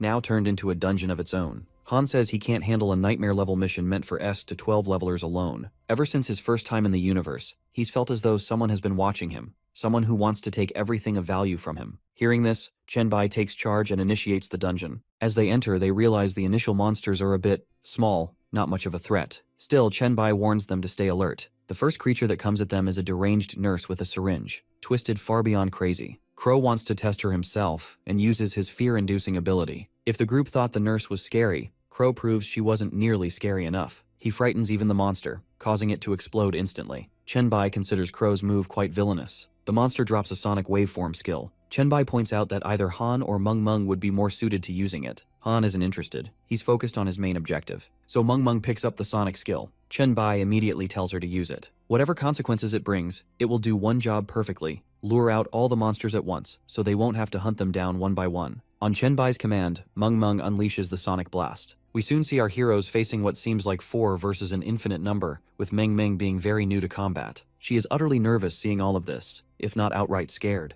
However, the group leader, Chenbai, consoles her by telling her not to worry at all and asking her to put all her trust in him. Meanwhile, in his head, Chenbai is actually enjoying this. He now has the chance to flex his muscles and try out his newly upgraded skills. The others are fully ready to fight. Here, we see Han's skill in action, with multiple knives floating around him, pointed toward the enemies, while Crow expands his shadow of darkness to strangle and intimidate his opponents. Meng, who had no idea how she would do in a combat environment, now has a rocket launcher on her shoulder and feels really good about it. However, the numbers are large, and even though Meng can create anything in her dreams, it's uncertain if that will be enough. Crow openly wonders why Chenbai hasn't had his part of the fun, as we see him standing there, his claws still opened, waiting for the right time. Soon, we hear his train of thought. He's considering powering up one of his skills to reach its limit. He knows the skill takes a long time to fully activate and that he can't really unlock its potential mid-fight. Suddenly, however, he receives a full charge Earth Spikes notification. In a matter of seconds, something terrifying emerges. He wipes out every monster in his sight with just a single signal of hundreds of Earth Spikes. Suddenly, Han notices that 2 enemies are still alive and coming for Chenbai from behind. Han wants to take them down, but it turns out Chenbai had left them on purpose. 2 crazy nurses we soon see restrained. Chenbai's black light swallowing ability allows him to see partial memories of his victims. It's a traumatic journey. In this crazy nurse's memory, the number 16 keeps coming up. Other times, the nurses are shown being sacrificed or used in summoning demons, something that instantly clicks a memory with Chenbai. He had heard of demon summoning dungeon from one of the hospitals in his previous life. At the time, his level had exceeded the dungeons, so he didn't pay it much attention. But now he's face to face with it. The memories of the crazy nurse are tragic and deeply disturbing. Our heroes soon scout all the floors of the building, assuming they've lured in all the monsters. But something doesn't make sense. The dungeon boss still hasn't shown up. Crow even speculates that maybe the dungeon monster is just too afraid. Hearing this, a voice from the shadows calls Crow too arrogant. The heroes go on guard. Someone steps forward, introducing themselves as the director of the Red Star Mental Hospital, but it doesn't look anything like a human. It's a demon wearing eyeglasses. It introduces itself as the messenger of Solomon, the 16th of the 72 pillars, the servant of the god of demons, and the insomniac. The demon fully intends to sacrifice our heroes for his demon master. However, he thinks Meng could be of use. If she bears the offspring of his lord, she may escape the fate of her friends. Chenbai has a hot take. Instead of them being arrogant, it's the demon who's full of himself, just a low-class transformed creature pretending to be divine. The demon laughs at them and begins to supplicate to his god, his demon lord, for power. Suddenly, Crow gets an eerie feeling that makes him fall to his knees, clutching his head in panic. Meng is occupied dealing with the mental wave too, and Chen-bai quickly realizes that this is one of those problematic demons that rely on consistent mental torture. Although Chen-bai isn't one of those low-level rookies with weak mental resistance, he doesn't possess any direct mental attacks to counter this beast. So instead, he manifests his claws and charges straight toward the demon. In a matter of moments, though, everything turns red, like they've been plunged into a surreal mental abyss of black fire. Even though most of the battle is physical, Chen-bai struggles to land decisive blows. The demon is intrigued. Chen-bai manages to push through the mental flames and manifests shields on his arms to protect himself. But the demon is determined to make Chen-bai understand that the endgame is inevitable. He'll succumb to the director's mental oppression eventually. Han, however, seems mostly unfazed. Suddenly he smirks, brushing off whatever pressure the demon thinks it's applying. Using his own mental skill to suppress the pain of his comrades, his teammates shoot him a look, as if he's some cocky jerk who could have done this way earlier but chose not to. Han doesn't know much, but when the demon hears his comrades call him Han, something clicks. The demon realizes that Han Jiao is a descendant of the Han family, his master's bloodline. With this revelation, Han tries to pull a fast one by playing, basically, the part of the great-great-grandson to the demon's master. But the demon isn't fooled. He still believes he can reduce Han to ashes, calling him a traitorous relative. The demon is even convinced he'll be rewarded for killing Han. The group realizes he's gathering his breath for one of his dreaded black flame attacks, something the four of them simply can't withstand. Suddenly, however, instead of breathing the black fire steadily, the demon coughs it out. Chen-bai mocks the demon for this. It turns out that although his first strike didn't land cleanly, he still managed to inject one of his viruses into the demon, making it vulnerable to influenza. Now, every time the demon tries to breathe fire, all he can do is sneeze. Chen-bai comments on how long it took for the virus to take effect, given the demon's bulky physique. We then see a notification bar pop up with the details of the influenza strain Chen-bai injected. It's a lung infection that begins working in the first phase, lasting anywhere from 1 second to 10 minutes depending on opponent's strength.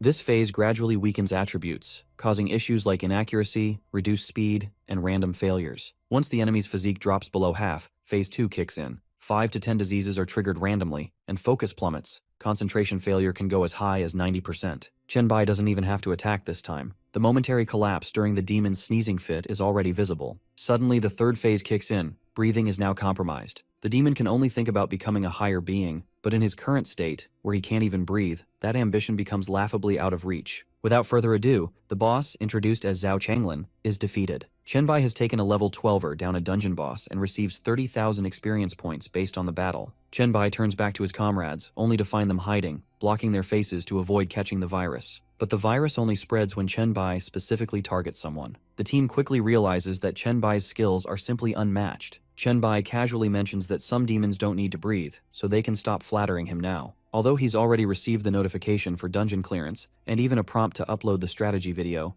Han doesn't seem to have gotten the notification for his mission's completion. Chen-bai infers that Han's mission clue must still be out there. The group agrees to post the video with their faces blurred, charging 5 copper coins per view. Soon, evolvers everywhere are watching it. It doesn't take a genius to recognize that the man with the claws in the video is none other than Chen-bai, the White Emperor. Yet, the students watching the footage from inside the hotel can't seem to connect the dots. Chen-bai is supposed to be resting in the adjacent room, asleep. It doesn't make any sense how this video could have gone online. This stirs up some speculation. A few, like Li Cheng, begin suspecting Chen-bai might be a fraud, while others flat out deny that the man in the video could be him. The skeptics double down, claiming the video only showcases the combat ingenuity and proves nothing about the settlement's existence. After all, it's common for the powerful to manipulate the weak to boost their own strength. Everyone knows that Li Cheng isn't exactly on good terms with Chen-bai, one of the latest issues being Chen-bai's refusal to share dungeon items he'd obtained with him only. Wei Shui jumps into the conversation, insisting everyone see what Song Ge has sent. It's a video clip of a massive meat wall, covered in small gaping mouths that are devouring humans. But according to Wei Shui, it only devours corpses, serving as a kind of grotesque defense system for the settlement. Song Zhou's video runs 10 minutes long,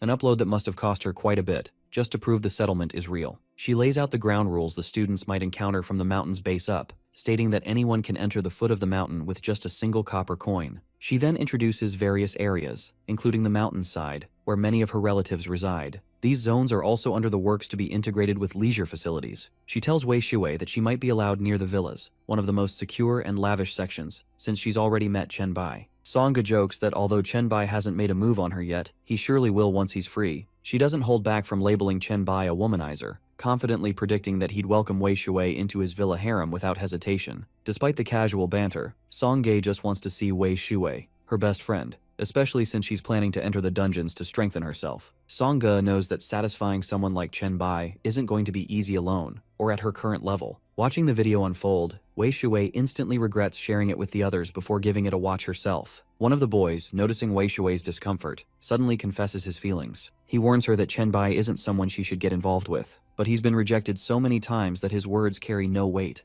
at least not for Wei Shui. Meanwhile, back in the dream world, Chen Bai discovers that the demon director carried a special blood factor capable of affecting both his body and the black light virus once absorbed. As a result, Chen Bai acquires a skill called Health and an A-rank skill called Health Fire, which he gains while expelling the blood factor. This blood factor is key to advancing the demon's bloodline evolution. Chen Bai stores it in a test tube as a valuable item. At the same time, Han finds that the demon's defeat has dropped a professional Hell Messenger scroll, along with some lesser items. He fairly divides the loot among the squad. The final matter at hand is solving Han's mission and finding the remaining clue. They enter the director's office, assuming they'll uncover the necessary intel, but they're greeted instead by a massive demonic shadow radiating a powerful aura. It turns out to be a statue of Jipai, the 16th demon of Solomon, one of the legendary 72, the very master that the demon director had spoken of earlier. From the aura, it's clear the real demon is somehow linked to the statue in the room. Curious, Chen Bai wonders if there's a way to summon it. A detour for a history lesson is in order. In the Han family, there was a girl who fell in love with the avatar of Jipai on the Blue Star. Since then, births only happen in pairs, a boy and a girl. The boy lives a fairly normal life, while the girl is destined to live forever after reaching adulthood, becoming Jipai's bride.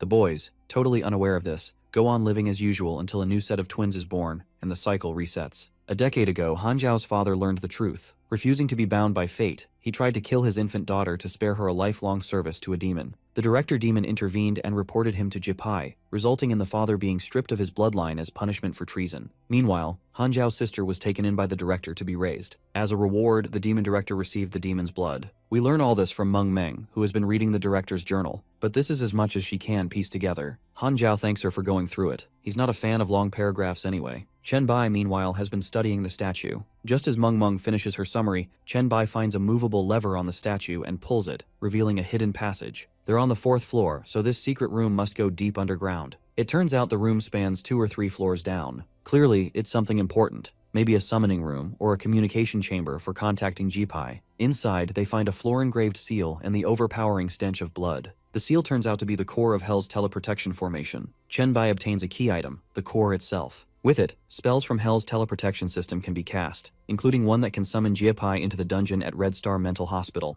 The cost? 16 lives, sacrificed with both soul and blood. The only upper hand they have is that if Jipai is summoned, his level will be capped at 12. Still, the dungeon itself will rise to Hell difficulty. When they tally up their strength, none of them exceeds level 8. Together they might pose a threat, but only barely. Chen Bai realizes that summoning Jipai now would be a death sentence. He makes this clear, since his comrades are already thinking about killing Jipai for glory and fortune. But it's not a matter of should, they simply can't. The group decides they should return only after leveling up to match the dungeon's difficulty. Crow, having enjoyed the run, asks to be added to the squad next time. Meng agrees without hesitation. Han has been reflecting on the whole story about offspring and sisters. It doesn't seem like a consequence of the Blue Star's trial doomsday. It feels more like something that's always been woven into reality. Chen Bai asks why he feels that way. He doesn't remembers much about his father, except that he turned into a different kind of zombie than others. He recalls him covered in purple and green plagues, which triggered Han to train his psychic abilities. Though they weren't close, Han sees this transformation as the final lesson his father left him. He believes the plagues were from the chemical factory his father worked at, as others there had the same affliction. This immediately reminds Chen Bai of the plague mission he received after the sewer dungeon. Chen Bai asks Han to take him to Shanghai the next time he goes. In the final moments, each squad Magaris shares their personal questions with brother Chen Bai before parting ways. Chen Bai wakes up in the hotel and looks around. People are passed out around him. He explains that he released viruses around himself to keep disturbances away.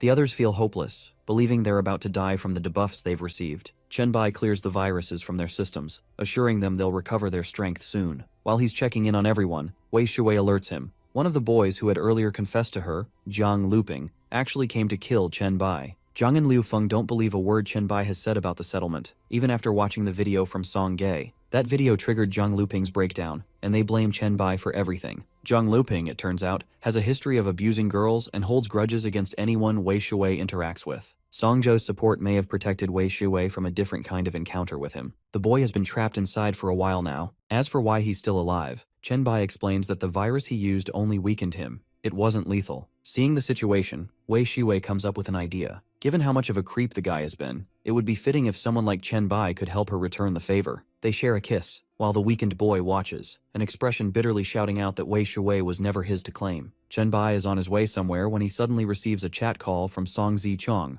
who starts talking about an expert group that appears to be under his leadership, a pioneer group formed before the Doomsday. Chen Bai confirms the news, and Song Zichong sees potential in future endeavors. He reminds her about a post he had asked her to monitor, one concerning this very group. However, he tells her not to think in terms of utility for now. Instead, he wants her to send him the details of the most discussed post about Group 001. He learns that the viral post suggests Chat Group 001 was created even before the apocalypse of the Blue Star. There's speculation that the mangacaps must have been evolvers even well before Doomsday. The post also mentions the leader of Group 002, who has a take of his own. Chen Bai believes it's time to make Group 001 renowned. With the group discovered, he expects greater unity, honor, and the ability to gather them efficiently when necessary. All this while, Chen Bai appears to be walking through a dead forest-like environment. Soon we see him standing in a place filled with skulls and skeletons, shrouded in an eerie atmosphere. The system prompt window alerts him that he has entered a secret village that worships demons. He recognizes this place from his previous life, where he once accepted an S-rank demon hunter transfer quest. His main task was to stop the villagers from summoning the demon, after which he could leave if he chose. However, if he wished to stay, the second task would be to kill all the contaminated villagers, and should he choose to stay further, he could kill the already summoned demons as well. He remembers blindly following a man named Chen Yiqiang,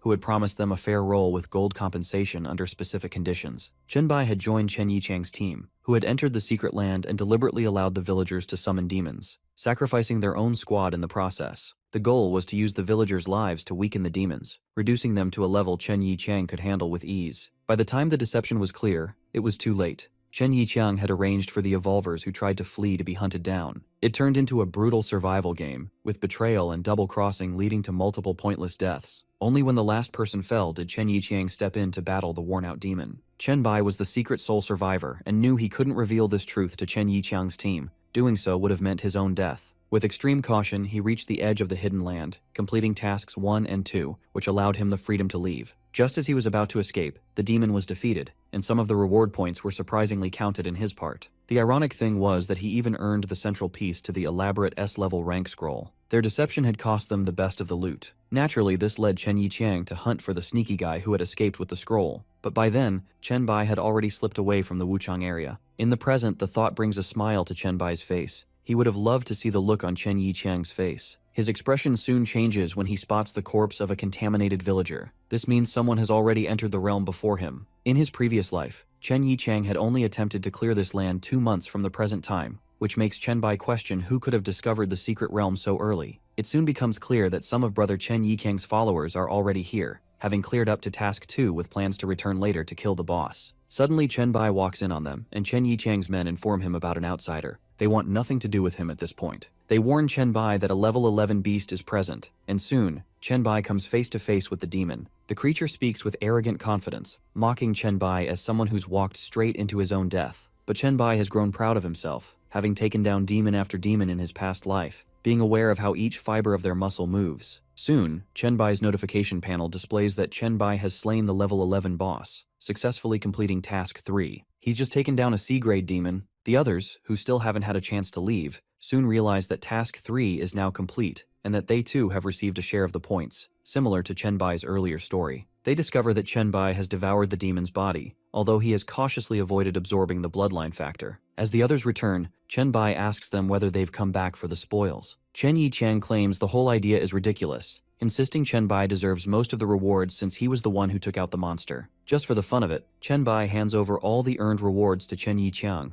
including the level transfer mission scroll that Chen Yiqiang had so desperately wanted in the previous life. Even with the rewards right in front of him, Chen Yiqiang repeats that Chen Bai was the one who defeated the boss demon, not them. His teammates exchange skeptical looks, aware of the value of the level B and level A items now being divided among them. Chen Bai wants the conversation to keep going, thinking back to Chen Yiqiang's deceitful nature in their past life. Chen Yiqiang, on the other hand, seems interested in befriending Chen Bai, impressed by his ability to take down the boss beast single-handedly. He's been clearing the western outskirts of Wuchang and wants to avoid any overlap with Chen Bai's territory. Chen Bai tells him his region is Jiangchang, while Chen Yichang confirms he's working through the western outskirts, including a gym they took over a few days ago. Chen Yichang's goal is to clean up the perimeter soon, which, based on Chen Bai's past experience, translates to devouring and killing. Just then, Dreamy, also known as Meng Meng, messages Chen Bai, letting him know that evolvers have been going door to door searching for something and are about to reach her place. Chen Bai tells her not to let them in, suspecting they're clearing out both zombies and evolvers. The way Chen Bai talks to Chen Yichang after that makes it clear he's furious and done playing nice. His virus tentacles wrap around Chen Yichang, who screams in agony as he's devoured by Chen Bai. Also, Chen Bai can access his memories. But even with Chen Yichang's memory fragments, Chen Bai can't find a path to Dreamy, so he decides to keep one of Chen Yichang's teammates alive to act as a guide. Meanwhile, Meng Meng clutches a club bat, bracing herself against the fear of someone knocking at her door. The people outside threaten to break in if she doesn't open up by the count of 3. Meng Meng warns them that they're not welcome and that there will be consequences if they try to force their way in. Realizing she won't cave, the goons decide to act out. Meng Meng unleashes her destructive sonic wave form skill, but it comes at a steep cost, leaving her on her knees, nearly drained of energy and her voice. The attackers outside are likely deafened, but they manage to call for backup, knowing she won't be able to use such a powerful skill again anytime soon. Within 10 minutes, her door is struck again,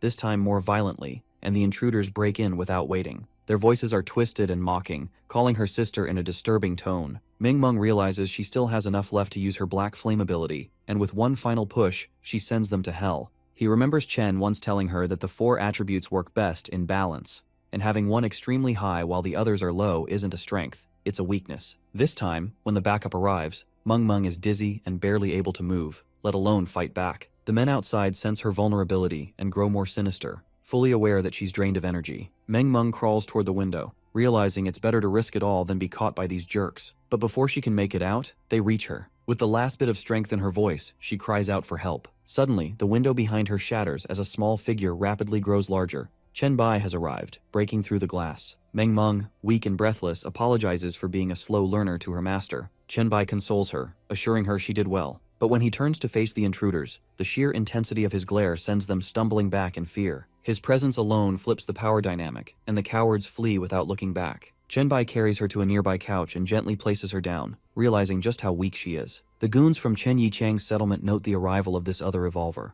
They convince themselves that they can overpower him if they all attack together. Moments later, however, the apartment walls and floors are shattered, evidence of the brutal beatdown Chen Bai has delivered. Meng Meng's condition is more urgent. She's barely conscious, likely hallucinating from exhaustion, migraines pulsing through her head. Chen Bai takes her hand to comfort her, only to be interrupted by one of the goons charging in with an axe. He sends the attacker flying into the wall with a crushing kick. An hour later, Meng Meng's condition seems to have improved. Meanwhile, the pile of bodies hasn't grown for a while, as no new attackers have entered for a while. Suddenly, Chen Bai hears footsteps from the corridor. He prepares to strike, only to recognize the man approaching. It's the same guide, Zhang Long, who had helped him navigate from the demon wasteland to Meng Meng's apartment. The man confirms the situation. Most of Chen Yichang's backup and accomplices have already been dealt with by Chen Bai. He had deliberately directed them to the apartment so Chen Bai could take them out. Chen Bai implies that means all of Chen Yichang's loyal subordinates have been taken out, leaving only those aligned with Zhang Long. Zhang Long, understanding what Chen Bai is arriving at, quickly clarifies that he's not aligned with anyone. He's a family man, scared for his life. The only reason he joined Chen Yichang was because he was being blackmailed.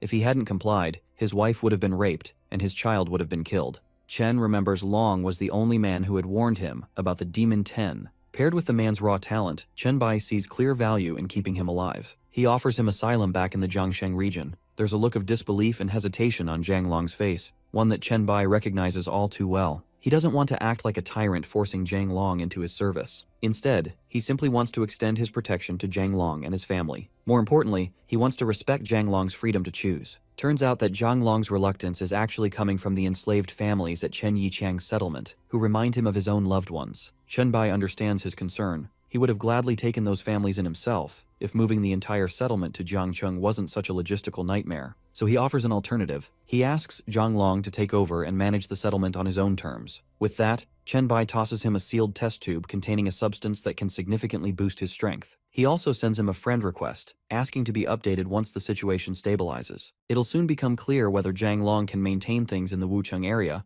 or if relocating to Jiangcheng with his family is the better option. Once Zhang Long leaves, Chen Bai feels a nagging curiosity pulling at him. He checks his storage capacity and notices the mask he collected from the incinerator has changed its expression, right after he gave Zhang Long the vial. He's certain he didn't mutate the mask while storing it with other items. The only new additions since he last checked were the job transfer scroll and the demon blood. As he considers reorganizing his inventory, he realizes the mask seems especially reactive to the demon blood. Its eyes stay locked on those items, and its mouth gapes open as if trying to devour them. Since the demon components are mostly useless to him now, he decides to experiment. The fact that even Lord Leto desires this mask makes it all the more intriguing. Instead of the horrified expression the mask had moments ago, it now wears a disturbingly cheerful grin after being fed the demon blood, which creeps Chen Bai out a little. But then, the mask suddenly vomits something out. A notification pops up, informing him that the expelled clot is actually a condensed form of demon blood, purified through a special method. This revelation excites him. As long as he has access to demon blood, he now effectively holds the means to purify it and generate an endless supply of strength boosters at will. Chen Bai hasn't checked the demon transfer score yet, and neither has he seen the quest that would activate it. He soon gets around to that, and the notification panel informs him that he would need to enter the abyss, defeat 100 lower-level demons and 100 fallen demons to get the job done before leaving the abyss. Chen Bai sees this and has one thing on his mind. He wouldn't do it the hard way, and then still leave it far too quickly, like he had to leave the secret demon village wasteland. Chen Bai is occupied with this thought, still in Meng Meng's room with her resting on his lap,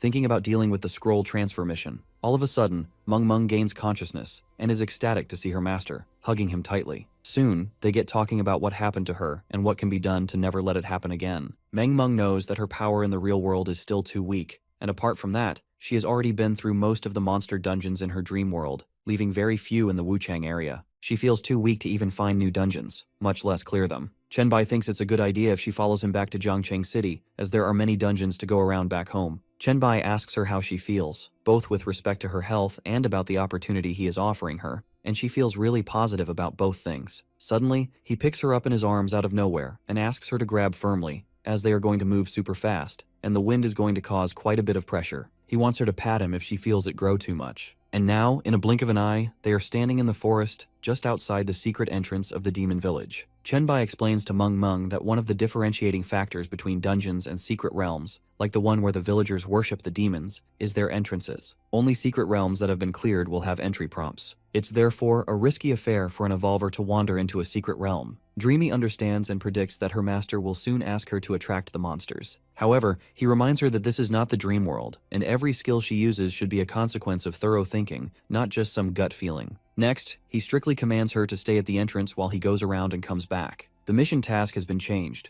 Chen Bai no longer just has to kill demons, but also has to kill all the demons' followers, and the dark priests as well. This is a handful because he is not getting any demon potions, something he recently learned how to utilize. Thus, he chooses to kill the boss first. Soon, one of the dark priests notes an intruder's entry. The dark priest threatens Chen Bai to beware of trespassing. However, moments later, Chen Bai is shown to absorb that same dark priest, meanwhile taking care of the rest of them as well. Now that he has his way to absorb the demon bloodline, Chen Bai has all the more motive to go through with the task. As he moves into the stages, he realizes that the mini-bosses can also separate the bloodline potion, something that the normal monsters cannot. Dreamy is admiring her master, hoping that he didn't forget that he left her here. Suddenly, Chen Bai calls for her to activate her most adept skill that she can think of, ensuring her that it won't do any damage to her. Dreamy lets her sonic deadly wave form out, killing contaminated villagers left and right, all ranging between level 10 and level 14, getting herself 2 attribute points. And just like that, she has reached a level of 6.5. Meanwhile, her master, Chen Bai, has also reached level 9. Dreamy wants to celebrate, hugging her master, when suddenly they get a video call from Song Zicheng. Those on the other side don't look in good shape, and Song Zicheng asks for Chen Bai's immediate help. It seems like Lord Leto has decided to enter the settlement, or at least someone who claims to be him. Chen Bai is bamboozled, wondering why he got in and how he got the knowledge of the settlement. Song Zicheng understands by Chen Bai's expression that he knows who the self-proclaimed goblin and trade god is. As always, Lord Leto has a business proposition. After examining the potential of the settlement for a day, he came to Song Zicheng to discuss a Silver City founding order as an investment. In return, he wants a goblin guild branch to be established in the elite part of the city after the order has gone through. A second condition he puts is that the guild will be free of all taxation. Chen Bai sees lots of potential in this venture. A Silver City founding order is extremely rare, and considering that a city-state recognized by the will of the universe could serve valuable functions, it gets him thinking about the obvious positive outcomes it could have for the Downshine settlement. Song Zicheng knows what Chen Bai is thinking. However, she points out a big problem. Even level A city orders usually get much attention from monsters, and the current settlement cannot risk facing so many attacks. The top of the list of problems is that Lord Leto wants the order to be executed, effective immediately, with the works getting started. Song Ziqiong wants to delay this project for a single day, in which time Chenbai could come back. However, Chenbai lets her know that Leto's investment is in her, not in Chenbai. He tips her that she can sweet-talk him and mention Chenbai's name every now and then. However, Song Ziqiong has to prove herself this time. Moments later, we see Chenbai showing all the items to Dreamy that can add to her physique, as he wants her to use as many of the items as she wants. The emergency at the settlement needs Chenbai to use his full speed to go back, something that he doesn't think Dreamy can handle in her current state. We soon see Meng Meng getting almost larger than Chenbai, wearing all the coats, mufflers, and hats that boost her physique to a 30, with the atmosphere defense that can be arranged with the given items. Back in the villa, Song Ziqiong agrees to accept Lord Leto's investment, on which account Lord Leto commends her on how smoothly she's running the settlement with the evolvers, dealing with all the adversities even in these early days of the trial. Song Ziqiong straightaway goes for flattering the goblin and trade god for his appraisal, with Lord Leto coming back with even more remarks at Song Ziqiong. Song Ziqiong then goes on to mention how some of their inhibitors are big fans of Lord Leto and his guild, so much so that they have given up exploring the outside world and are returning after hearing of the Lord's arrival. Leto knows that not many evolvers know about him or the goblin cult, so it's admirable that much. He wants to know who the returning evolver is. She, however, lets his name out way too quickly, even giving hints that Chenbai is in charge of the settlement. Hearing this changes all the expressions on Lord Leto's mood, making him express that the Silver Founding City investment cannot work that way, as he had no idea that Chenbai was the one in charge of it. It turns out that he is not canceling the investment. Instead, he is doubling down on his offer. He wants a Golden City founding order to be placed in the S-class. He has the utmost belief that Chenbai's settlement, just like Chenbai, can surely give big returns on investment. Song Ziqiong soon receives a notification of the investment mission. They have 1 day's time before the monsters around will get strengthened and go all out on the location of the city founding orders. If they are able to persist the siege of the monsters for 5 days, the task can be completed. The reward being that a 10-kilometer radius from the point of foundation will become a city area that even the will of the universe will recognize, with the bonus of a golden city construction reward. Even though this range is much larger than the area compared to an A-grade order, the danger too is just as much. Leto wants to know if Song Ziqiong agrees, and with the news of Chenbai's upcoming arrival, she sees it fitting to accept the Goblin God's request. We fast forward to when Chenbai has returned, and learn that the monsters have already started accumulating around the region. The first news that Chenbai gets is that they have only 20 minutes to the siege, with the triple defense being the best she can do in such a short time, including the one facing being the top of the line. Song Ziqiong also lets Chenbai know that they have scouted and cleared most of the area, completing the plague suit, which is almost ready. We see Meng Meng being placed in one of the resting quarters as the two continue talking. Chenbai thanks Song Ziqiong for handling stuff, while Song Ziqiong, in all her playful mood, mentions how even in a situation like that, Chenbai did not forget to bring a hot girl from Wuchang, teasing his perverted side. However, Chenbai is very stringent about his apprentice Meng Meng, letting Song Ziqiong know that her abilities aren't inferior to his, as both of them are triple S evolvers. Chenbai wants Song Ziqiong to relay the information to Song Ge that Song Ge is to take care of Meng Meng, as she is going to play a very key role in the defense of their settlement. It's time to face the monsters. Seeing the variety and the class of the zombies intrigues Chenbai. In his previous life, his White Emperor City was only a B-class foundation, and the monster siege was nothing compared to what they are facing now. Standing on the wall and looking out onto the foot of the mountain, Chenbai smiles as only 3 minutes remain before the siege properly commences. Meanwhile, Song Ziqiong has a vocal amplifier child beside her as she announces the 5-day and 5-night siege to the citizens. She asks the residents not to panic. They have hundreds of B-class evolvers, with even a dozen A and S rank innate ability holders, not to mention the 2 very powerful triple S rankers, being Meng Meng and Chenbai. Song Ziqiong has full confidence in their resources, in their tactics, in their ever-so-strong wall, and their equally resilient resolve. It is only fitting that within 5 days, their settlement should be the best in the world. She wants all of them to join hands and get ready for the siege she announces is about to begin in exactly 1 minute. Chenbai is impressed by that speech. He quickly makes sure that Lu Li has all the broadcast channels ready. With her making sure that all 5 of the cameras by the universe's will are in place, Chenbai asks her to go live on the chat. Comments and discussions start coming in, while speculations, support, envy, and excitement upon reading the Gold City Foundation topic flood in. There is a countdown to the beginning of the siege, but we zoom into Song Ge and Song Ziqiong talking about why they did not take most of these zombies when they were still weak before the siege. The credit goes to Chenbai, who thinks that strengthened monsters after the siege will give them more experience points and gold, as only their abilities aren't boosted by a factor of 3, but so are the rewards. As the siege begins, the monsters become stronger, and Chen Bai goes directly for the plague attacks so that infections can be spread. Although the rewards and spreading are on the weaker side, he still believes in the effectiveness of the move. But he suddenly notices something. Those zombies who are infected are separating themselves from the rest. While the others are also aware of which zombies are which, this can only mean one thing. There is a lord among the mass of monsters, which is why most of the zombie lumberjacks are generally in order, not trampling each other. If Chen Bai goes to find out the zombie lord, he would risk casualties as the frontliners will start to take down the evolvers. The one point that Chen Bai still has in his mind is that for the time being, the numbers are still limited, and once all directions are occupied by incoming zombies, he wouldn't be able to make sure that there are no casualties anyway. He understands that taking out the boss is as important as currently minimizing the casualties. It's about time they invoke Meng Meng, also known as Dreamy. Dreamy is woken up by Song Ge, who explains the entire matter to her. The subsequent chat between Chen Bai and Dreamy is very clear. She has to find the Lord in her dream world. He gives a full description of what the zombie Lord would look like. A humanoid being with a huge head, high shoulders, with a protective fine mesh exoskeleton extending down from his shoulders, from where tentacles also emerge. She is also alarmed about its strong mental powers. Dreamy understands perfectly what she has to do and asks Songye to not let anyone disturb her while she sleeps again. Songgu is beyond confused about how a girl who had been sleeping for so long can immediately go back to sleep in a situation of a siege. Dreaming can see the zombies now that she is in her dream space and uses her Dreamweaver ability to shower rocks at many of them before she gets ready to properly begin with her assignment by Master Chen Bai. Meanwhile, in the real realm, on the evening of the first day of the siege, Song Ziqiang mentions to Chen Bai that only minor injuries have occurred and no casualties have taken place, especially because of Chen Bai's active methods. Song Ziqiang assures Chen Bai that only marginal damages to the wall were sustained and that he can now rest while others take the watch. However, Chen Bai doesn't act like the situation is as under control as Song Ziqiang is putting it. He explains to her that there are special types of zombies still out there that he was able to locate on the field.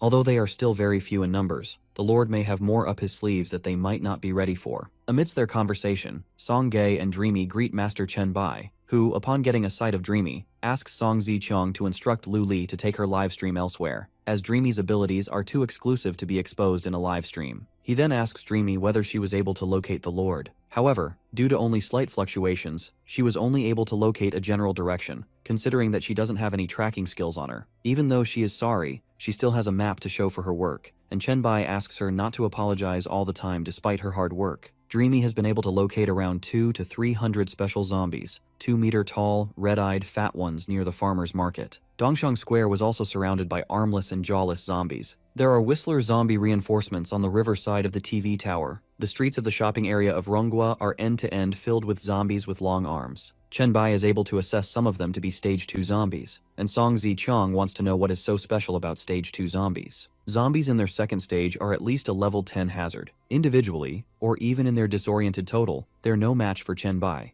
However, the problem is that there is a herd of thousands of them on a mission under a lord's command, with their unanimous goal being to massacre this settlement. The entire game is going to be about who can kill faster. Chen Bai even speculates that with single-mindedness, there is a high chance that only 10%, or a few percent higher than that, would survive in the settlement. Song Ziqiang takes this seriously and wants to scout for people who can locate monsters and understand fluctuations. However, Chen Bai has a better idea, and we see him contact Han. We know Han Xiao only has a mental control ability, but Chen Bai has some sort of role for him too. The next day, Han is looking through the villa area and is charmed by it, even asking Chen Bai if he had no idea that it was such a treat, even though this is the dream realm. He even requests if he can have a villa too if he moves into the settlement. Chen Bai is totally on board with that. However, it's playtime, and they go to the TV station, where the only zombies that can breach the city wall, being the Whistlers, are all accumulated. That's why Chen Bai figures out that there is strong reason to believe these must be crucial pieces in the Lord's long-term strategy. Thus, he wouldn't want them killed. Chen Bai asks Han to get ready with the plan, to get ready to employ his powers. As Dreamy and Chen Bai take flight, Dreamy screeches to get the zombies' attention, but she gets a bit too much of it, as they jump towards her with incredible speeds, so much so that she doesn't think she can dodge in time. Fortunately, Chen Bai manages to protect his apprentice by unleashing the Hellfire attack he recently acquired. It's only a matter of time before he absorbs the last Whistler zombie, earning the corresponding rewards. Taking down 297 zombies in a single day is no small feat. However, Meng Meng is concerned. It's only the second day of the siege, yet numerous elite zombies have already gathered. While it makes sense that speed-type zombies from across Yangcheng City and nearby towns would arrive quickly, the real concern is that they're all operating under the Lord's leadership. This means every assault on the wall will be highly coordinated and dangerous. Before that happens, the Lord must be taken out. Scattered waves of reckless zombies might do minimal damage, but organized strikes are an entirely different threat. Just as they consider clearing out another zone, a dagger nearly strikes Chen Bai. It turns out to be one of Han's, carrying a message. The Lord's position, his coordinates, has been located. The team regroups at their rendezvous point, and Han is visibly thrilled. Chen Bai is equally excited to have finally pinpointed the elusive, sinewy figure that emits psychic fluctuations across the region. But before Han can express just how eager he is to face the Lord, Chen Bai insists that the confrontation happen in the real world, so he can broadcast it. Apparently, Chen Bai isn't one to shy away from attention. Still, he doesn't stop Han from pushing forward. He gives him the green light to head to a second zone and clear out some Stage 2 elite zombies. These are spiritually evolved types, and while dangerous, their main threat lies in their piercing screams, something the two of them are willing to endure. Next, we enter the hazy northern region, a mountainous terrain where our hero has just arrived. Even without using his sensory skills, Chen Bai can feel the presence of the villainous lord. The evolved virus carries a stench he can detect instinctively. His suspicions are confirmed when hunters of elite speed type ambush him. Chen Bai is forced to act weak, intentionally slowing the battle. He pretends to be overpowered, allowing the bodyguards to dominate, until he slips into the background and counterattacks. He makes it seem like he landed a lucky back kick, an instinctive move that turns the tide. In the end, he defeats and absorbs both bodyguards. Later, his hand claws evolve into a new form, sharp and sleek like a praying mantis, with knife-like blades jutting out, thirsting for a kill. This new transformation is called the blade form. A sudden sharp sensation from behind pulls Chen Bai's focus. The Lord doesn't hesitate to face the one who murdered his pride. The boy, bold and cocky, lands the first strike. Chen Bai at first thinks the boss is weaker than expected. Then, out of nowhere, he's caught in an intense hug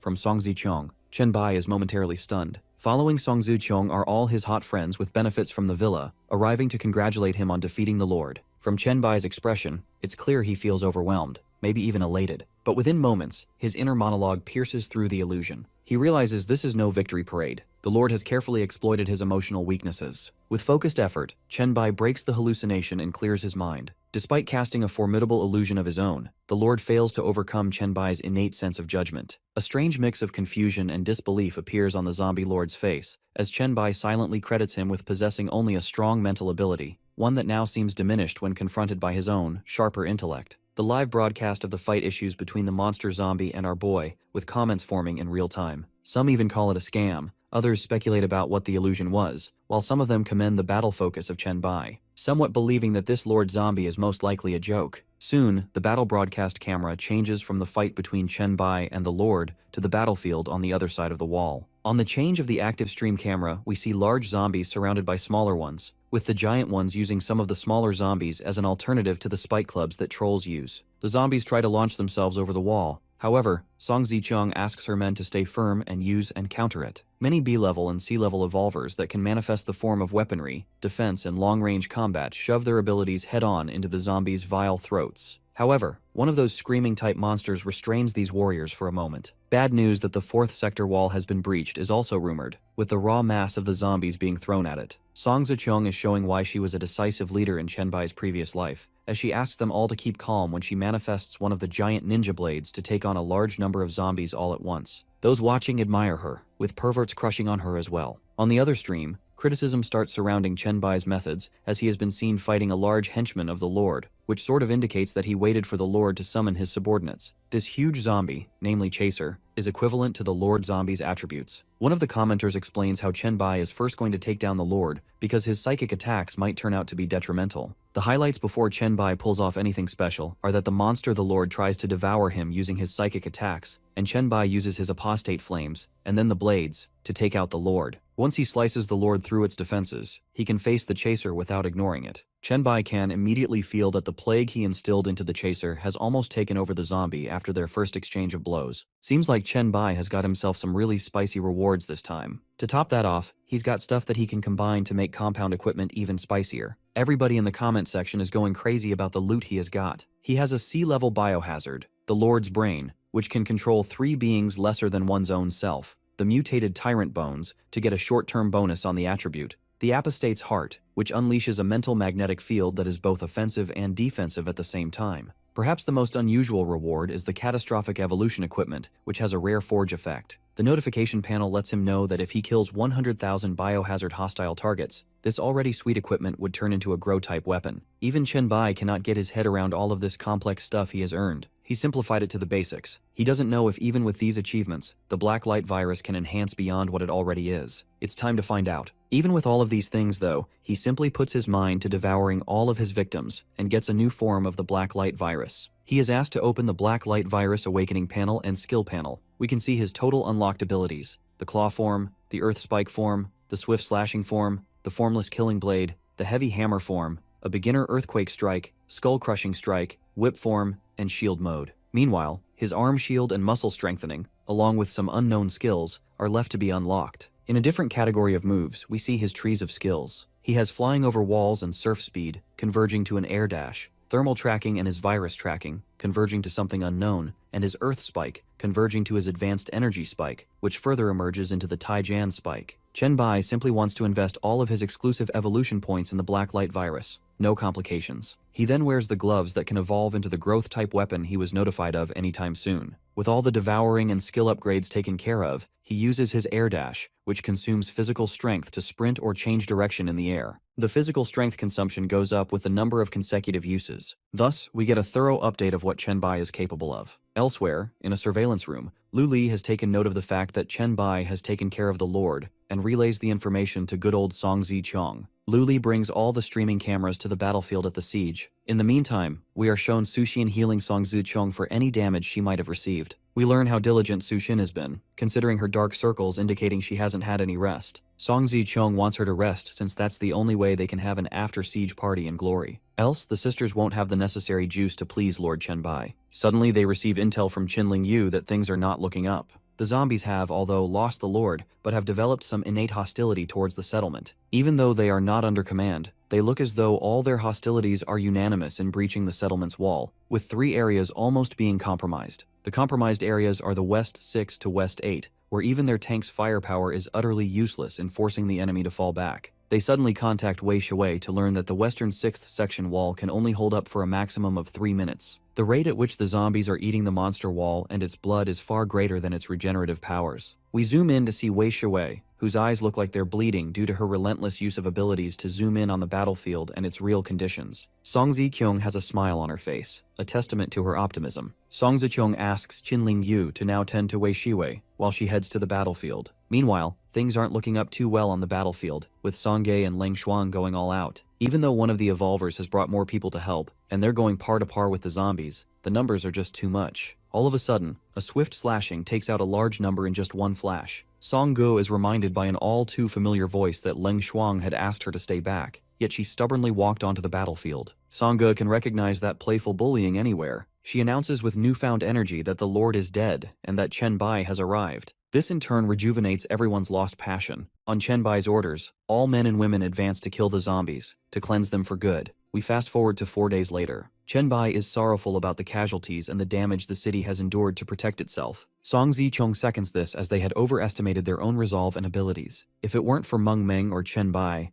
this would have been a lost cause. Just then, they hear a familiar voice asking them to be happy. It's the goblin and trade god Leto. According to Leto's calculations, the death toll is a fraction of what he had imagined. And besides that, they were able to complete the mission as well, making this land the first to establish a city-state since Doomsday. A system-wide notification flashes across everyone's screens. The S-level Gold City Foundation has officially begun. Chen Bai asks Song Zikyung to take him to the designated location, set at the base of Dongshan Mountain. A massive orb materializes, drawing the attention of onlookers. Some instantly grasp its purpose, while others are left in confusion. Despite the alert clearly stating that this orb is the heart of the city, and only the evolver Song Zichong has the authority to interact with it, someone still reaches out to touch it, right before Chen Bai and Song Zichong arrive. This location isn't random for the founding city's core. Song Zichong had already dispatched her experts to evaluate the site and carefully map out its potential. The terrain includes a mountain-surrounded plain, space for critical infrastructure, and resource distribution. Even the transportation systems have been carefully considered. Chen Bai notes how thorough Song Zichong has been,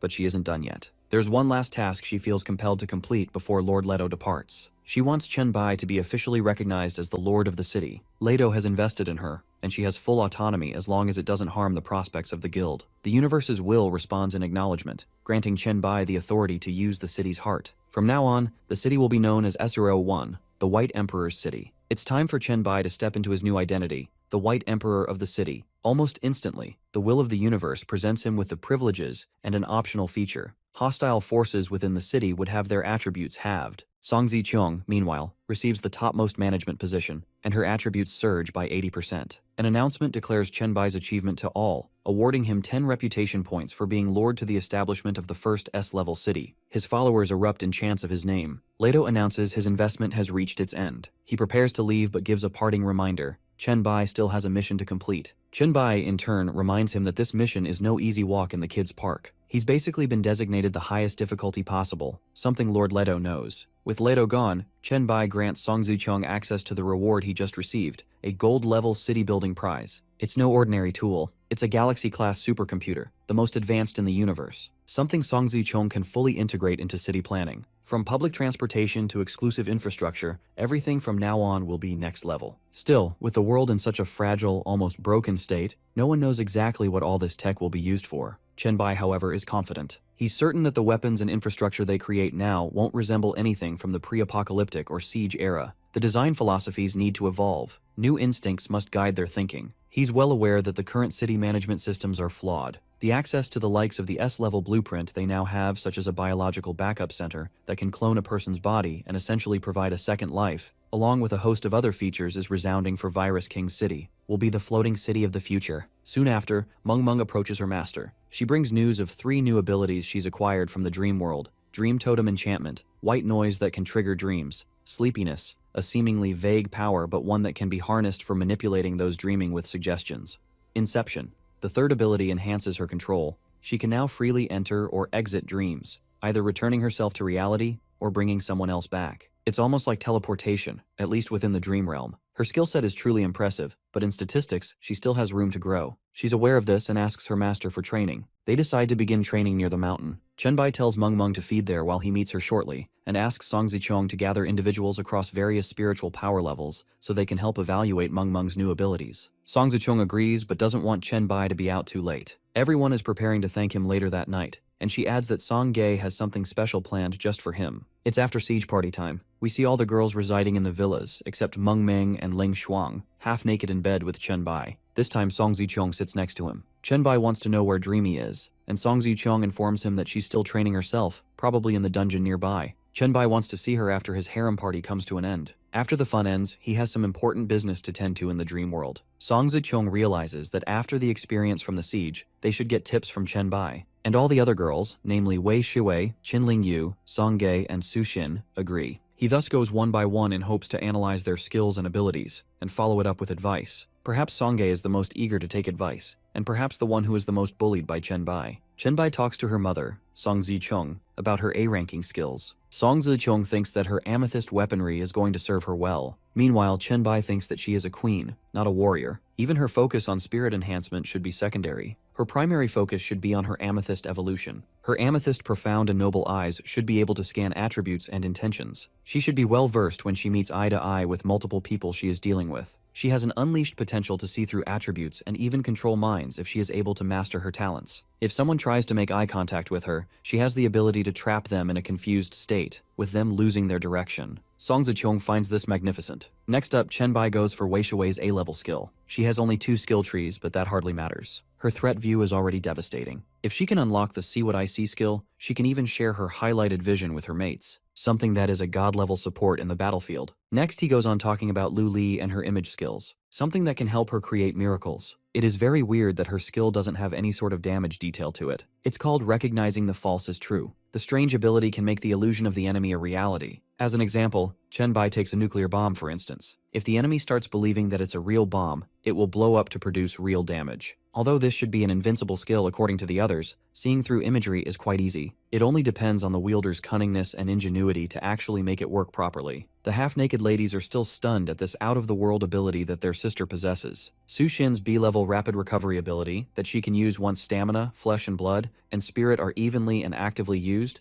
is nothing like Chenbai has ever seen. He moves on to Qinling Yu's ability of concentration. Away from her knowledge of law, she can actually take this focus to the battlefield, and if she's totally focused, diligent about beating the enemy, this can be a god-level skill for her. This enchants Qin Ling Yu enough to get her focused on satisfying her master. However, Chenbai doesn't like the animosity that just took over. He nudges her back to her senses and reminds her that she has no control over what she wants to focus on, which could prove fatal for her on the face of the battlefield. Finally, it's time for Songgae. Chenbai first taunts Songgae a couple of times, and then goes on to point out that her ability of intelligence, even though weak, can help her out if she maxes out the collection of skills. As a result of the resourcefulness, her attributes will grow tenfold, and she already has an advantage of having a 10 times better learning curve than the rest. If she gets onto the job, she can quickly become really powerful. He doesn't leave out the fact that with the given amount of time, enough for her to actually learn the proper postures and positions, she might come close to Chenbai's physical strength, but she might conquer him in other battlefields. Once Chenbai's finished, Song Zichong gives all of them a pep talk and a goal for each of them to improve their skills. Suddenly, Leng Shuang walks in, and she wants tips on key abilities as well. We shift to scenes where Han suddenly wakes up and gets a sight of Master Chenbai, which means that he's in Dream World. Poor old Dreamy had to transport her master a very long way, making her dizzy. A sudden depletion of mental power has been quite common for Dreamy, and so Chenbai asks her to rest. Han and Chenbai talk about the foundation of the Golden City. Chenbai forgot to ask earlier on how many attribute points did Han and Dreamy get for a reward for building a city, as they had a huge role in killing multiple elite-level zombies. Turns out that all of the Whistler zombies together screamed out in unison, which led to Han, who was already using his mental power, to drop dead instantly. Chenbai isn't obviously proud of this, but he eases the conversation by changing the topic of Group 01. Chenbai doesn't want him telling anyone that he's within the Pioneers, something that Han has obviously kept quiet about. Dreamy and Chenbai are the only people who know. Confirming that, they move out to scout. The plague seal on Chenbai's hand has been emitting fluctuations all day, ever since Han pointed out the whereabouts of the chemical house. We see the site of the mask once again. Chenbai was reluctant to use it back in Zhangcheng City, because Leto was involved there for a while. This mask can actually turn bloodline portions to a purified S-level essence. The great thing about the mask is that there is no compulsion for any continuous use of it. As he is gathering his thoughts about the mysterious artifact,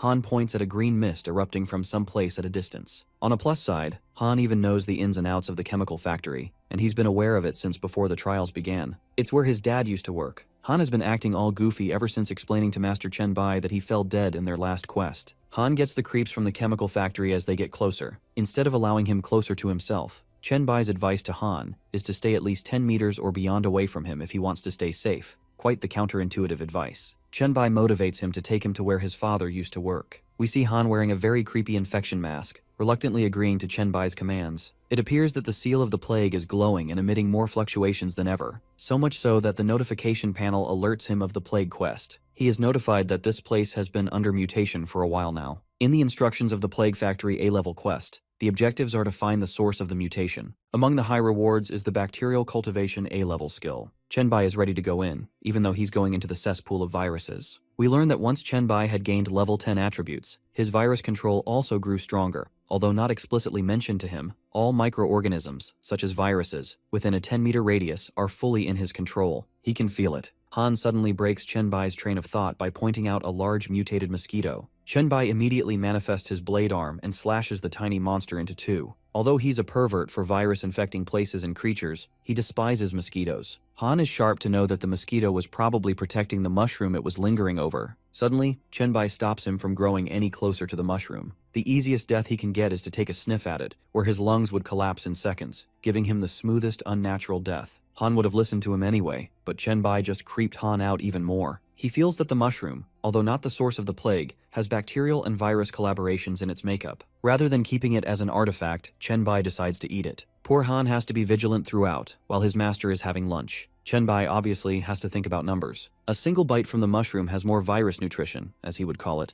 compared to several elite zombies that he can absorb. Next on their bucket list is where Han's dad used to work, in the employee dormitory. Han cannot pinpoint anything that would help his old heritage mission, and so Chenbai invites him to solely help him out, although he has to be even more careful about the orders that Chenbai relays to him. The two soon narrow in on the sewage disposal tank, where the maximum concentration of viruses seems to come from. There are two very large center pools there. Although Han's been there once, he recalls getting dizzy inside. However, the landscape is much different than what Han remembers.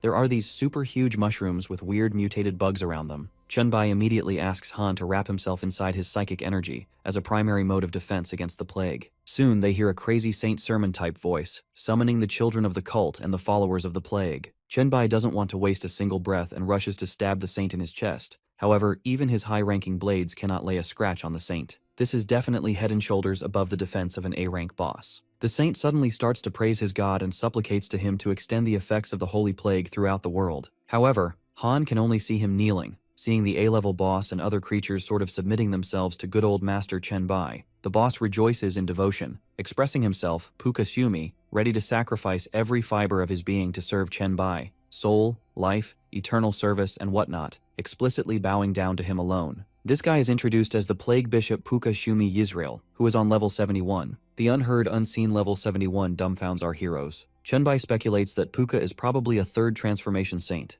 By what Chen remembers from his previous life, he could go to a maximum of 79. It is unbelievable how within a very short span of the trial, this person has already reached level 71. He even questions himself how the D-ranked spiritual senses that Dreamy gifted him could even sense the name and class of the saint. Chen Bai confirms from Pukashumi if he is truly the one he wishes to serve. He expresses how, by the sacrifice of the high priest, Chen Bai was able to make an appearance after acquiring the plague seal. The saint has no one doubt that Chen Bai must be the plague god. Chen Bai already finds his Plague King exclusive storyline far better than Han's family drama storyline. The disciples wish to individually provide any plague treasure that can match their newly discovered god's strength. Although they are unable to directly transfer the treasure to him because of the will of the universe trespassing on the god anomaly, these guys have literally sacrificed way too much to enter the trial the earliest, to give the plague god the upper hand. Chen Bai understands the constraints they have, and Pukashumi bows down at his god's wisdom. However, Chen Bai does want a transfer of job scrolls. Within no time, the faithful servant presents the level S Plague Knight, the level S Zergmaster, and then the double S level Doom Prince scroll. Han can already feel the animosity seeing such precious items. Chen Bai, however, wants to know if there are any triple S level scrolls that the Shuimi might have. The saint, stunned, presents the bottleneck to the Lord. In such an early stage of the trial, it's almost impossible to get hold of a triple S profession. Most gods get an S level, or a double S level profession at best, but a triple S level is unheard of. Chen Bai isn't fazed by what the saint has to reason. He wants nothing below a triple S job transfer scroll. Puka's Yumi exclaims in emotions, looking at their new god's passion. Chen Bai isn't one to waste time and already thinks about where he can get it. When suddenly, the saint stops that train of thought. There is still a way to get a triple S scroll, or there might be at least a chance. It sounds like there is no guarantee about anything. The added problem is that Chen Bai would have to retrieve it on his own. The Plague Cult can open a portal to the greatest plague event in the history of Blue Star. If Chen Bai is able to procure the seeds of that plague from history, he can condense them into making a triple S level transfer job scroll. The sheer point that there is a probability of getting the scroll means Chen Bai is up for it. Pukashumi bows down, offering his utter devotion to the new god. Suddenly, his chanting turns into screaming as he transforms into something very large. The notification window already asks Chen Bai whether he would like to enter the exclusive secret dungeon of the Howling of 80 million souls. What's surprising is that the timing of the dungeon entrance is within 3 minutes. Chen Bai definitely doesn't want to take Han on what would be a suicide mission. The expression on Han's half-masked face tells the story of how wise Chen Bai's speculations are. A top-of-the-line boss just sacrificed his life to open this dungeon, and he wouldn't dare walk into that death trap. Moments later, Han can be seen chatting. Some of the others on the Pioneer chat group, Chat 001, are occupied, and so need Chen Bai and Han to lend them a hand. However, Chen Bai obviously doesn't have the time, so they resort to frustration in fun threats. Han has to explain the entire matter to them, summarizing it for these other guys. The others understand the utter shenanigans their boys have gotten themselves into by the fact that Chen Bai's invincible blade attack did nothing to the robed Saint Puka. Those guys talk about how Chen Bai is on a very different level of aptitude and demands, with a saint's sacrifice satisfying his thirst. However, Han scolds them for comparing themselves to the super smoking gun 001, Master Chen Bai. On the other side of the portal, the hourglass around Chen Bai's neck can be seen reacting for some reason, emitting light. He finds himself at the outskirts of a city with peak Roman architecture and realizes that his mission is in Rome, Florence, the city of art. However, rather than seeing the city swarmed by Romans, he finds most of it empty. It isn't until he patrols for quite a while before he sees someone coughing in an alleyway. It looks like a homeless person who, upon seeing Chen Bai, asks him to stay away. Chen Bai feels bad for the plague-infected person. He decides to extract the Black Death virus out of the person. This opens up a quest notification instructing him to collect the seeds of plague of the Howling of 80 million souls. He now understands that the quest is regarding the Black Death that is going to take 80 million lives. What Chen Bai has to do is collect the seeds, which would be converted into a rare plague job transfer scroll at the end of the mission. Chen Bai isn't clear what the plague seeds are or what collecting them would actually mean. The coughing person realizes that the punishment by the gods has been lifted and calls Chen Bai the messenger of God. It turns out to be a pretty girl who wishes to become his disciple. Chen Bai can use some followers and fame at this point, something he doesn't want to miss out on. He needs someone to inform him about what's been going on.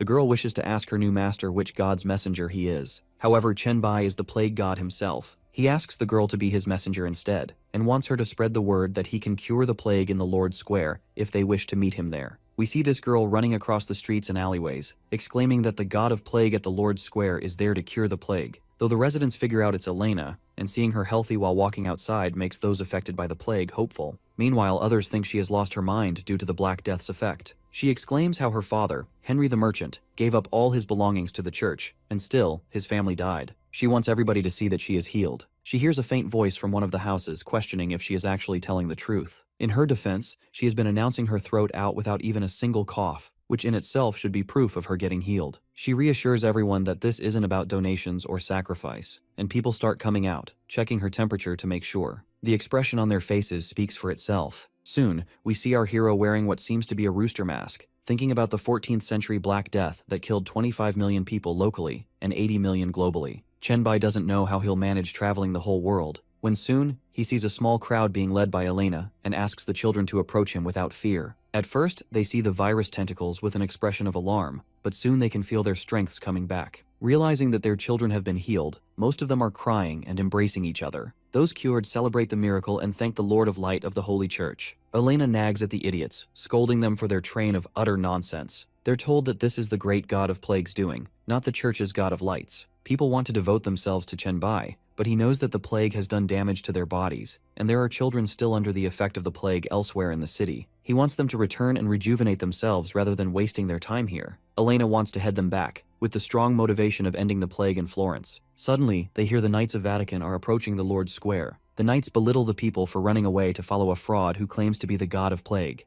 Plagues are punishment from the true god. Chenbai isn't angry. He sees this as an opportunity. With swords in hand, 3 knights fearlessly stab Chenbai right in the gut, asking the sinners to repent for falling to a pseudo-god. However, once they turn around, they see Chenbai unscathed, as though nothing hit him. Meanwhile, the crowd around sees this miracle. Elena picks a stone up against the knights. However, Chenbai stops her because he is not hurt. Elena knows that no mere mortal blades can do anything to him, but the knights should be punished for attacking. She even invokes Chenbai to bring down a divine punishment. Chenbai doesn't present himself as a resentful god, but a merciful one. He doesn't consider people like the knights as a threat to him. He expresses his only determination to end the plague, regardless of how many swords are raised against him. This gets the crowd cheering for him as they embrace their new god of plague. The knights realize that they have civil disobedience on their hands. Chenbai has been around these parts for only 3 days and has taken their hearts by storm. At the church, the bishops talk about how ill the decision was to let only 3 knights be sent to take care of this new plague god. Bishop Haken blames Archbishop John for his reluctance to take drastic measures when necessary. Bishop John, however, stands by his decision, bringing Bishop John's attention to what Chenbai has been up to. He appeared out of nowhere and eradicated most of the citizens' plague. Although only 5 knights are left, few to even protect them.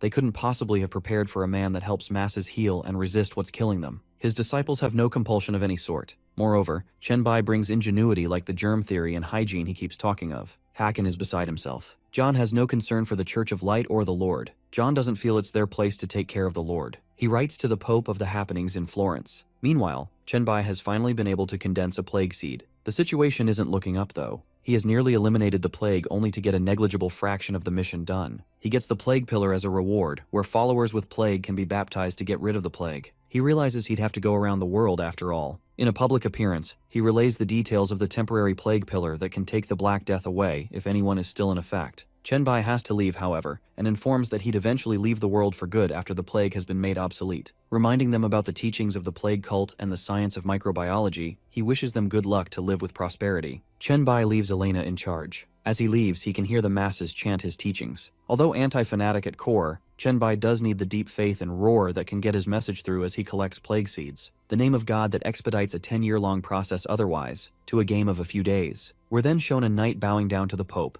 being told about the failure of the expeditions. Consequently, the plague has emerged at the hand of demons. The Pope tells Master of the Templar Knight, Sorum, about a pagan who came from Florence claiming he can eradicate the plague. Sorum predicts it to be a scam, but is dumbfounded to hear that the new pagan god was successful in doing so. The Pope, however, believes Chenbai is a demon. That is how demons operate. They first create the problem and then show that they can solve it to lead people astray and stop them from ascending to the heavens. Sorum is visibly outraged. The Pope gives him a special spear that he can use to slay the demon for the sake of the Church and for the sake of the Lord. As he has made his way into Vatican City, the Pope has somehow managed to get Chenbai to the square. Meanwhile, we skip back to where Chenbai is being welcomed by a little boy who claims he has heard tales of the eradicator of the plague and wants to tell everybody of his arrival. It's really weird, ironic even, since his tales have taken flight, other churches and cities have been either blocking him or shunning him altogether. Meanwhile, the base camp of all churches is somehow welcoming him with open arms by sending someone who doesn't even have the plague. He understands what they want to do. They want to kill him. Them trying to take him head-on is exactly what Chenbai needs to resolve problems at the Vatican. Crowds begin to gather with murmurs about the Vatican to judge a demon creature that can treat the plague, while others are skeptical of how and why a plague remover can be judged, etc. Soon we see Sorum with the Spear of Longinus, announcing to Chenbai that the Lord God has decreed the Pope to have him killed. Chenbai recognizes their adversary's dressing and understands who he's up against. Chenbai is ready to take the stage by storm. He announces that he's a plague eradicator, and those who dare to say that the Lord God has decreed for him to be killed are doing a disservice. The Pope announces how he is a demon from the abyss, using his sinister ways to take people astray. Speculations within the crowd arise, questioning if the plague remover is genuine, and if so, shouldn't those infected be cured first? The Pope senses this and condemns Chenbai on the top of his lungs.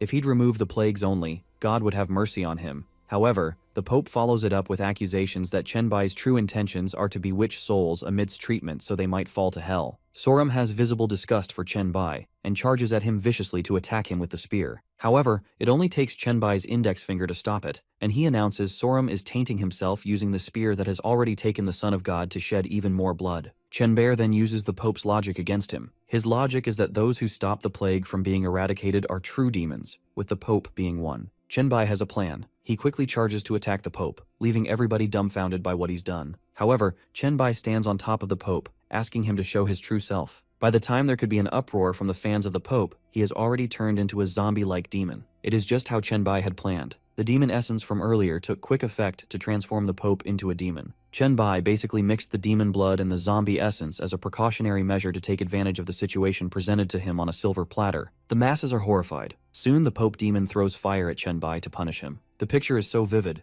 The Pope has horns, can throw fire, looks demonic. He must be the devil himself. Perhaps the most distorted is Sorum. Chenbai realizes that the Pope's body cannot take the demon genetics and invokes divine punishment in a spectacular fashion, condemning those who want to stop him from preventing the destruction and freeing those suffering from the plagues. Suddenly, the Pope demon coughs blood. Before long, he explodes. Sorum is on his knees, repenting for being blinded by the Pope demon. Chenbai tells him that God will not punish humans, and all he's come to do is take the plague away, so there is no vengeance. He's free. With just that minimal effort, the church goes into decline, and the plague cult rises. This evens out the difficulties of entering plague-infested areas, as everybody wants Chenbai to eradicate their plagues. We see Chenbai traveling through Africa, Asia, and even Oceania, walking into different cultures, ethnicities, and races continuously for 1.5 years. Clearing up a hell-like dungeon in one day is easy peasy, but to spend almost 2 years of your life until the plague pillar has completely absorbed the plague seed is an entirely different story. It's time for Chenbai to return home. A notification window asks whether he wants to collect all the plague seeds from the pillar. The people look on in admiration, bidding farewell to their god.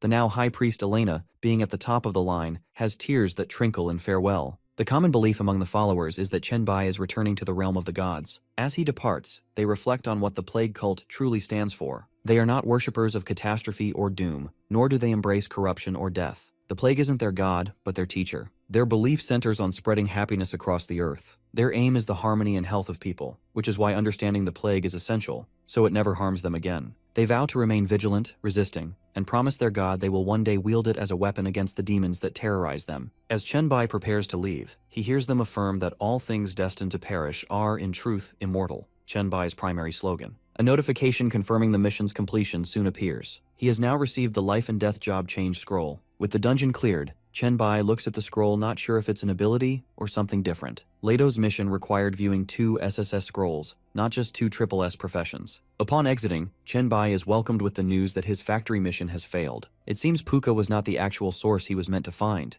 It was likely the giant mushroom surrounding him. He chats with Song Zicheng to catch up on what has changed. She talks as if not much time has passed, though 4 days have gone by with the fastest they can go about the city plan. Chenbai is stunned to realize that his 1.5 years inside the dungeon had compressed into just 4 days outside. He suspects this has to do with the hourglass and its hidden ability. Meanwhile, on Chat 001, Han and others discuss the failure of the chemical factory mission. Chenbai, curious, Chenbai checks the pioneer group. Despite the failure, everyone is incredibly supportive. Failure here is treated as a stepping stone. One major highlight is a level 71 saint sacrificing himself for the White Emperor. Before Chenbai took a look at the group, there had been debates about whether he was even alive with the Triple S scroll hunt. Chenbai reveals the good news about earning the Triple S profession scroll. Han is especially pleased and suggests turning the chat box into a league so they can make an official announcement platform that the public can even cite. Although maintaining league status is expensive, it would raise them to the level of a recognized organization. Chenbai likes the idea but insists on a democratic decision. He puts it to a vote in the chat box, deciding its fate based on a 2/3 majority. After everything, Chenbai is exhausted.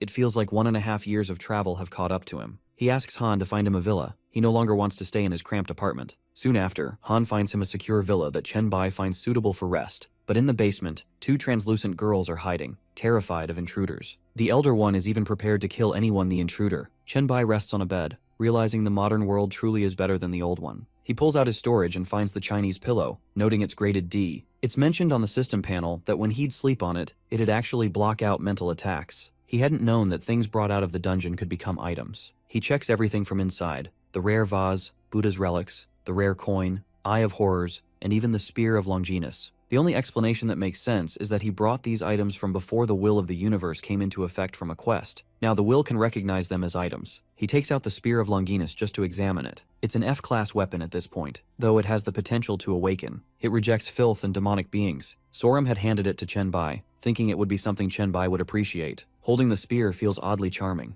but once he lets go, he notices his hand has turned red, as though he got them slightly burned. He realizes this is likely because the spear has categorized him as evil, dark, corrupt, abysmal, or filthy. He's certain that if this F-rank spear were S-rank, it would have melted him instantly. Before he can store it again, he hears a sound from outside the door. A knife comes flying at him, which he catches between his index and middle finger, thanks to his fast reflexes. He senses a spiritual being must be behind it, though not a particularly formidable one. He considers using Hellfire to overpower the sneaky evolver but doesn't want to damage the gorgeous villa. Chenbai's viruses typically won't affect spirits. Suddenly, he spots the Spirit Virus series on his skill board, though it's locked. He quickly redistributes his points and unlocks it just in time. As soon as the skill activates, the attacking objects have already stopped. He's curious to see what kind of spirit he's dealing with. He feels 2 spirits and picks up on their intelligent conversation using sensory perception. The younger spirit doesn't want her sister to hurt Chenbai. It's clear these aren't low-level spirits, although attacking with objects is beneath higher-level ones. Chenbai uses psychic perception to get a better understanding.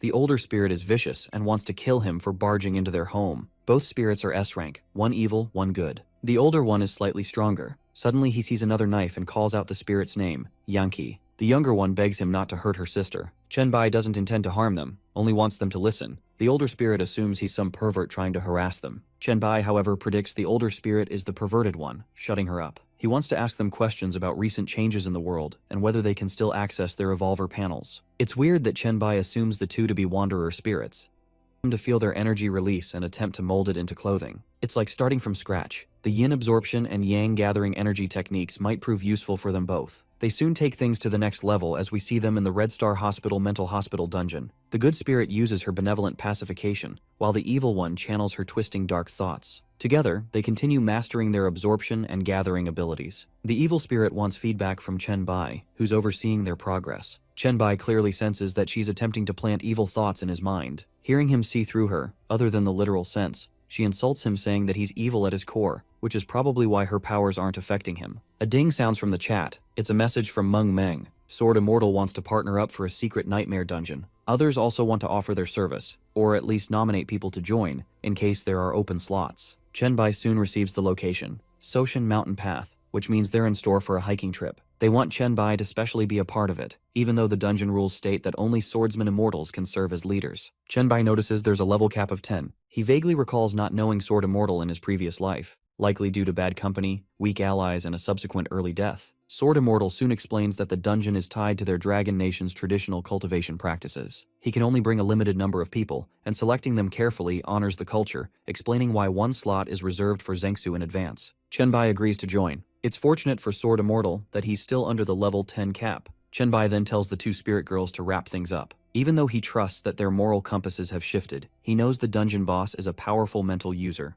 one they're not ready to face just yet. As the scene shifts, Mung is already waiting with a guy dressed in traditional Japanese clothing. As soon as Chenbai approaches, the man greets him with deep respect. The guy then introduces himself as Zengsu. Soon, another heavily armed guy enters the frame, clarifying that he's the I'm not sword immortal guy on the Pioneer chat, Chu Zixun. Chenbai immediately takes note of the impressive number of weapons Chu Zixun carries, all arranged with clever efficiency to maximize weaponry. He's clearly an S-ranker with a specialization in weapons. Chu Zixun is able to channel his mental strength into his sword, transforming his energy into real-time invented new techniques. This steadily enhances his attributes over time. Chenbai acknowledges and praises his unique skill set. Everyone has received the task notification and the details, simply to traverse the path leading up to Sushin Mountain. It doesn't sit right with them. It's an S-rank mission. The path must be difficult, otherwise it wouldn't be presented so simply. As they begin their ascent, Chenbai senses their first hurdle is approaching. Soon, all of them notice a man walking slowly and steadily, chanting in full traditional Japanese attire, hat included. He's chanting in rhythm that all obstacles will arise from the elements of heaven and earth. Chenbai feels the urge to approach and ask what he means, but the faster he moves toward the man, the harder it becomes to catch on. The man just keeps walking, unfazed. Chenbai suspects it's an illusion, though the others believe his poem contains instructions from a guiding illusion. The instructions start to make sense, especially as a strange, thick mist gathers on their path, likely from the water element. Chenbai remains uneasy, sensing that something is about to go wrong. He puts on his biohazard special gloves, ready for any sudden attack. Suddenly, a sharp slash cuts through the mist. Instantly, Chenbai materializes his armor shield, just as a blade nearly pierces through it. Chu Zixun is surprised. His sword intent usually detects threats like this, but this time, it failed. He urges everyone to stay alert. Even Zengsu's powers can't pick up on it. Chu Zixun hands him a talisman, asking him to manifest and use it. Zengsu does so, creating a golden light talisman shield around them. Another blade strikes, again aiming directly for Chenbai. Zengsu warns that the shield won't last much longer. Chenbai senses the pressure and reaches out to touch the tip of the sword slightly embedded in the shield, curious about its intricate design. In moments, it's obvious the sword has been subdued, but it still holds a consciousness of its own. Having tamed it, Chenbai explains to the others that this is no ordinary weapon.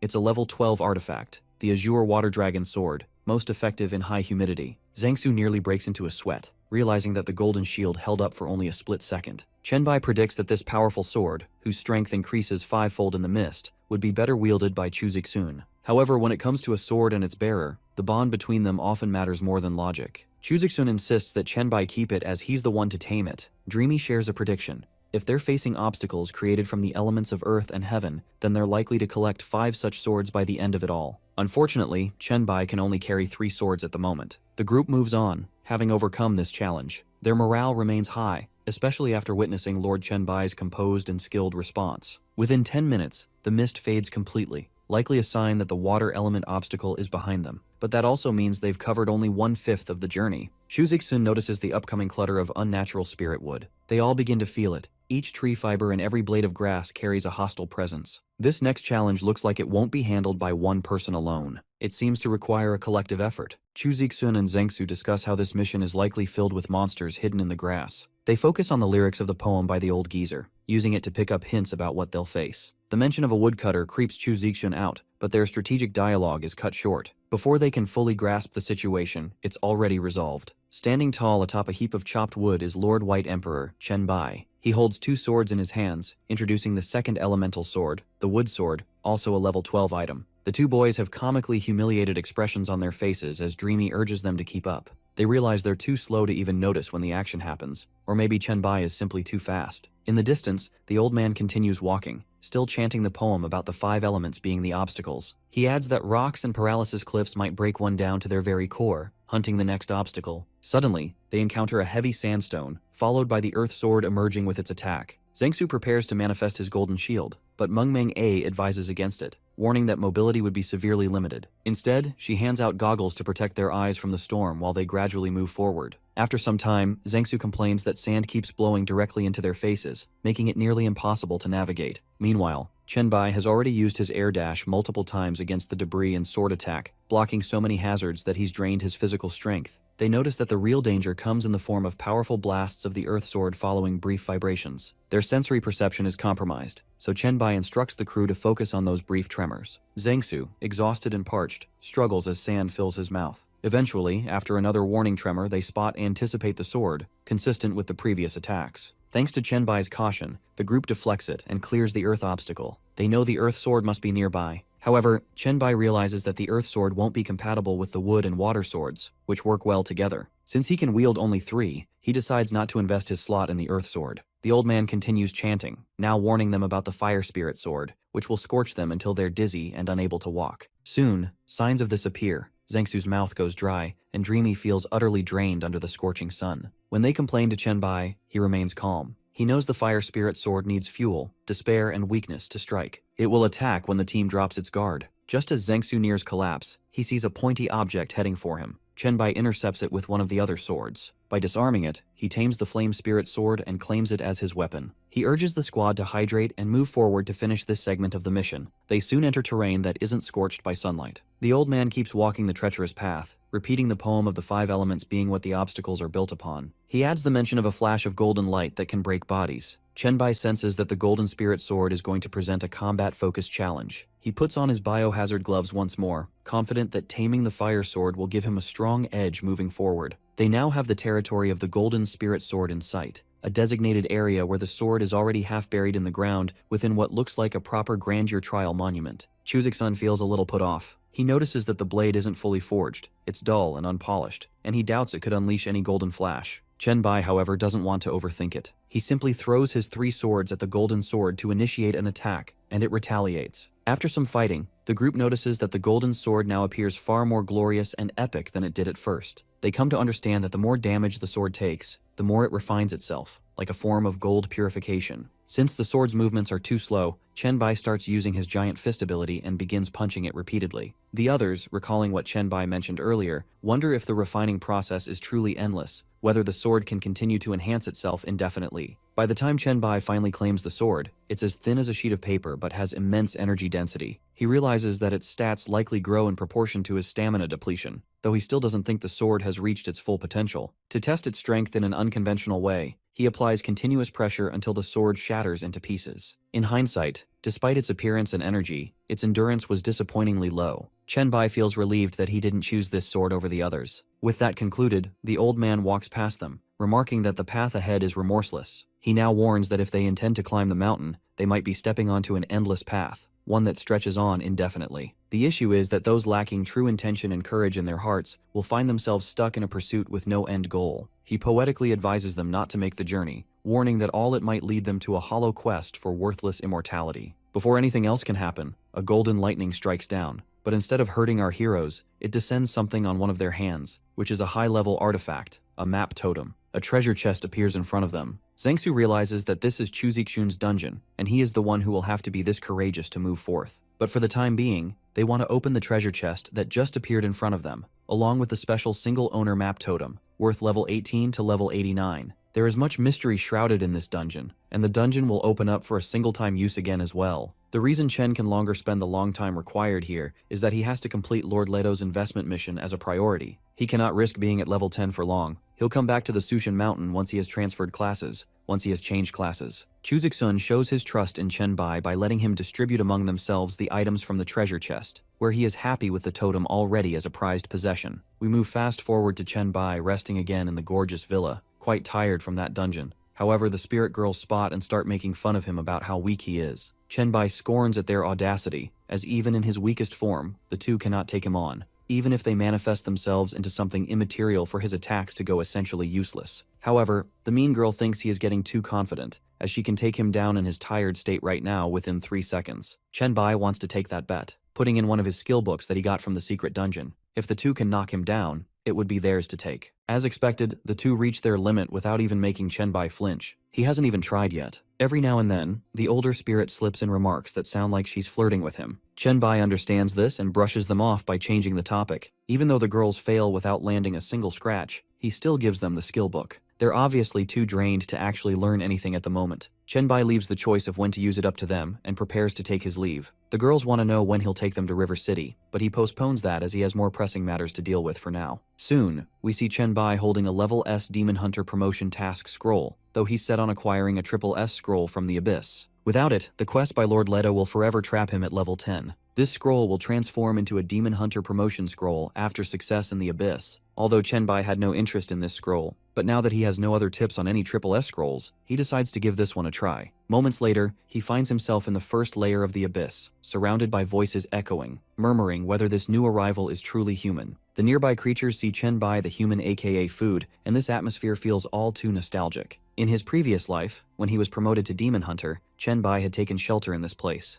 It felt like home. Chenbai now sets his mind to not kill 100 fallen demons and 100 lower-level demons, as that's still secondary. His real aim is the Abyss Well. A swarm of a variety of demon types keeps chasing him, no matter how many he defeats. The inability to focus on his main target is more annoying than it is challenging. His irritation is about to increase tenfold. There's an eruption in the Abyss volcano. All the demons gain power, and demon eggs begin to spew out with the lava, about to hatch. More demons, more irritation. Thousands of enemies falling from the sky isn't quite the thrill ride Chenbai usually enjoys. Now Chenbai has to be careful. The first layer of the abyss is exactly where he wants to stay. If he gets carried away and ends up killing the required number of monsters in the S-ranked scroll while fighting, he'll be moved to another level of the ordinary mission. Suddenly, a demon speaks to him in the demon language. This is Fergus, a level 16 pure-blooded demon, not typically found at this stage of the abyss. Fergus notes that Chenbai is out of place and refers to him as his dinner. Chenbai thinks Fergus doesn't understand why only the lower-level demons are pursuing him, even though demons like Fergus are always lurking around. Fergus doesn't care much but allows the conversation to continue since they're already speaking in the demon tongue. A chill runs down Fergus's spine when Chenbai casually mentions that he has already eliminated all the unnecessary monsters not part of his S-rank quest, every single one. We never know what became of Fergus, but Chenbai's record suggests it must have been nothing good. We see Chenbai speed up to leave the chasing demons behind. It takes him 6 days to finally reach the Abyssal Well. In his previous life, when he obtained the Demon Hunter job, this was where he had taken refuge, as the first-level demons were too afraid to be near it. After traveling so long, Chenbai decides it's time to rest. By now, most of his storage is filled with B or D-level demon blood samples. As he's analyzing his storage capacity, someone addresses him in the demon language, acknowledging the arrival of a human. The speaker is a level 18 fish demon, a demon prince who has shown up after hearing about Chenbai's bold rampage. He sounds slightly pissed off by how a human dares to cause chaos in the midst of demons. Chenbai knows he cannot afford to disrespect royalty now. He has to be meticulous with killing his grace. The prince fish wields a huge trident wrapped in surges of water, while Chenbai stands in his hellfire armor. Chenbai's father is the lord of the 17th layer of the abyss. They exchange trash talk, and the fish prince considers the hellfire armor an inferior defense, one that fails to protect him like a proper warrior would. However, Chenbai soon reverses the situation. After narrowly missing an attack, he reveals that he has all 3 of his previously collected swords aimed at the fish prince. In a swift and brutal motion, the swords rush at the fish prince, and the poor fish demon prince falls to a series of stabbings. Moments later, a mask from the incinerator dungeon absorbs the demon blood from the fallen prince. Chenbai assesses that the demonic essence in his inventory has now reached tens of thousands. The trident he recovers is classified as a C-class weapon. What catches his interest most is its gift of underwater breathing, a feature he values highly. With the fish prince defeated, Chenbai sets his sights on the Abyssal Well. Nietzsche's familiar words are echoes in his mind. When one stares into the abyss stares back at one. The well begins to evaluate Chenbai's credentials. In his previous life, many 10-level warriors ventured to the Abyssal Well only to retreat, and those who pressed on often never returned. The abyss challenges Chenbai, measuring his bloodline and low level. It continues to chip away at his confidence with relentless scrutiny. Yet, in the end, the abyss deems Chenbai's current state sufficient for entry and promises to reward him with a triple S-grade Abyss Overlord class advancement scroll for completing the mission.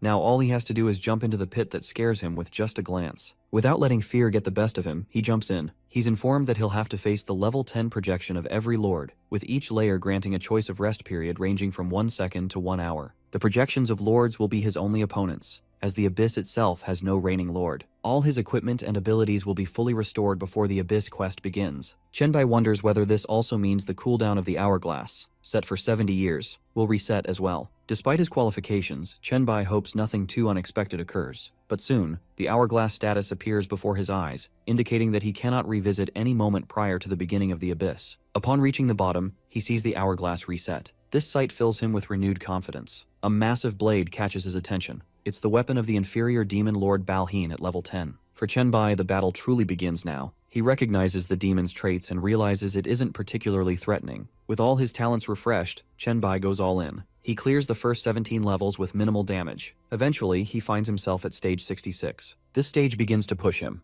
a challenge he's sensed growing since stage 50. Not even his combat experience from 2 lifetimes compares to the overwhelming experience of the level 10 projection demons, who once instilled terror for an entire generation. During this round, Chenbai takes a hit to the shoulder even as he drives his blade through his opponent's chest. It's clear he now needs to identify his enemy's weak points instead of relying on instinct. At this point, injury for injury seems like the only path forward. Despite being stabbed straight in the chest, the demon falls back and strikes with its own attack through Chenbai's body. Chenbai is stunned, though he barely has the strength left to feel surprise. The demon mocks him, praising his extraordinary human strength only to ridicule him for possessing an equally foolish nature. It states in demonic tongue that the rules at the bottom of the abyss do not allow it to simply accept defeat. Chenbai, barely holding on, retorts that the demon is overestimating itself while underestimating him. This exchange comes just moments after a notification pops up, confirming that the hourglass has activated, working exactly as intended. It's only because of the demon's arrogance that Chenbai manages to turn the situation in his favor. After countless grueling stages, he reaches the 100th floor milestone. His final opponent is the projection of a level 10 fallen demon,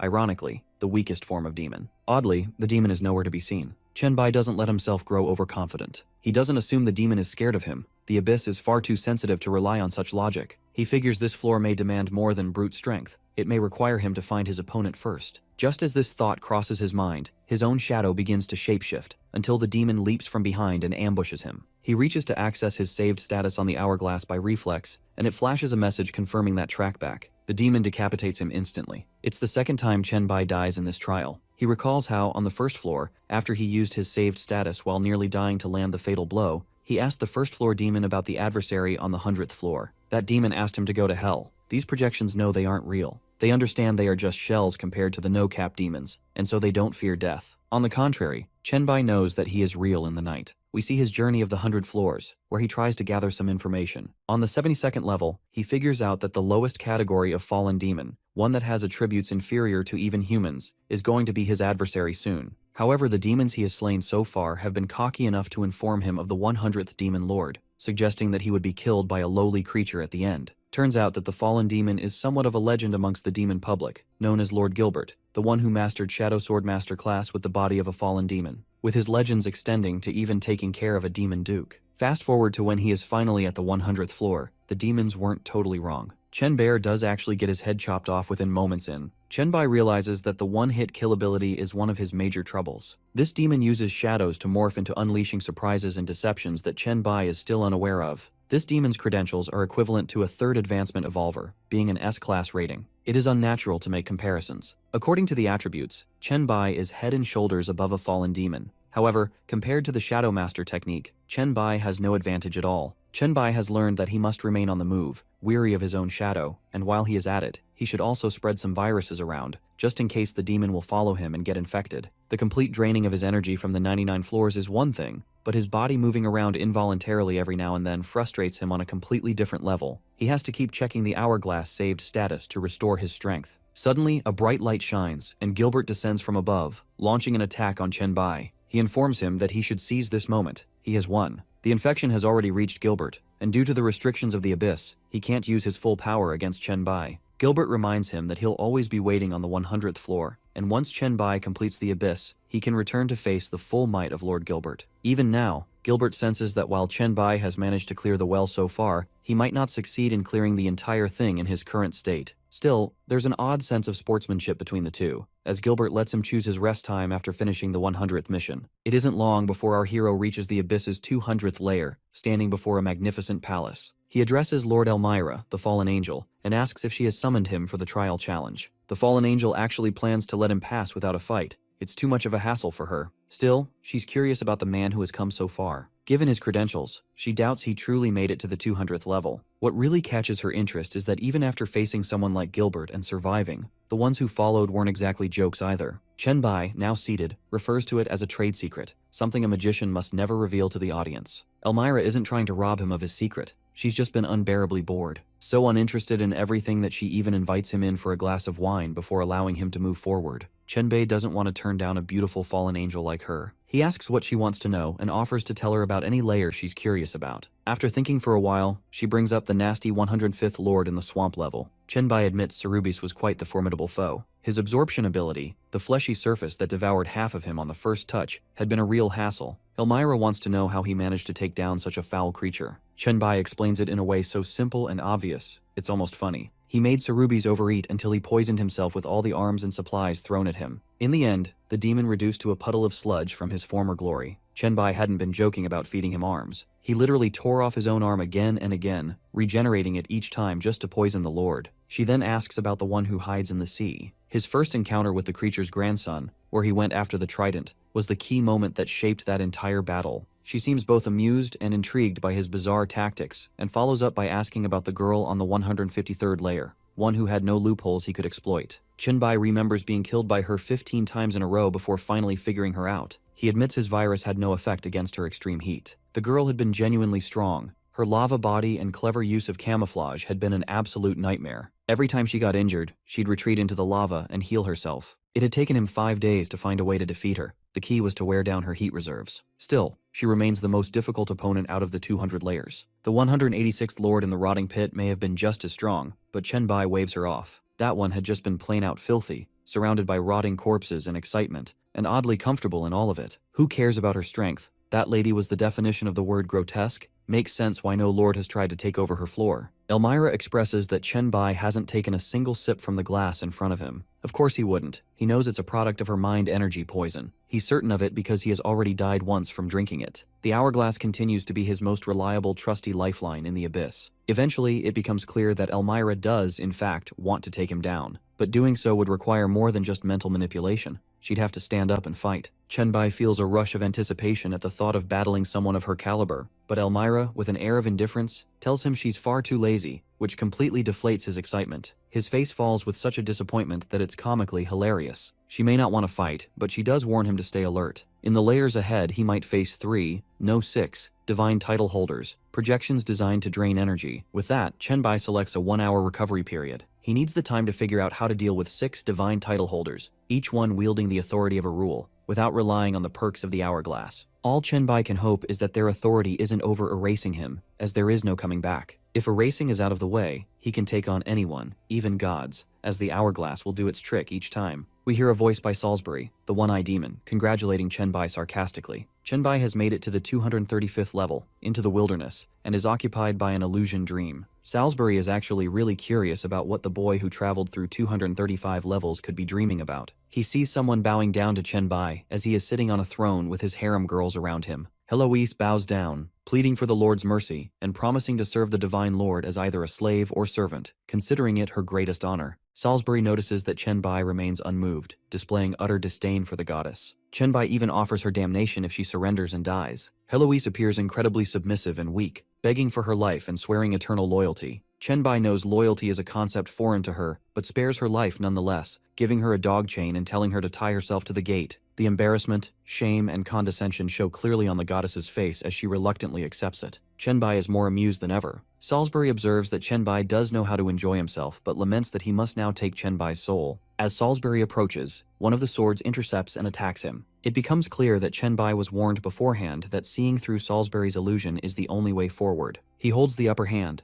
The swords possess their own consciousness, and Chenbai cannot sense them within the dream. Salisbury did not consider the overwhelming presence of a goddess on a mortal, despite his attempts. Perhaps his level 10 limitation is the cause, but all this implies the swords could have defeated Salisbury long ago, and this encounter was merely a way to toy with him. Chenbai has no intention of dishonoring a demon like Salisbury. He only wants to rest after completing nearly 250 floors of the abyss, utterly exhausted. It's revealed Chenbai has endured nearly 1,000 resets to restore his physical abilities. While he can restore his statistics, the mental strain, conspiracies, and deceit remain uncompensated. He feels a deep gratitude towards Salisbury, believing that without this level, he would have lost the will to continue. Moreover, Salisbury's challenge reminded him of his true purpose, the intense contempt fueling his journey through this ordeal. He is no longer a madman exhausting himself on endless floors. Salisbury feels anger toward Chenbai but acknowledges his defeat and accepts that Chenbai has fulfilled his purpose. He informs Chenbai that only a few floors remain and that Chenbai has done the most work. Chenbai inquires how many floors are left, and Salisbury tells him it's just a few short of 300,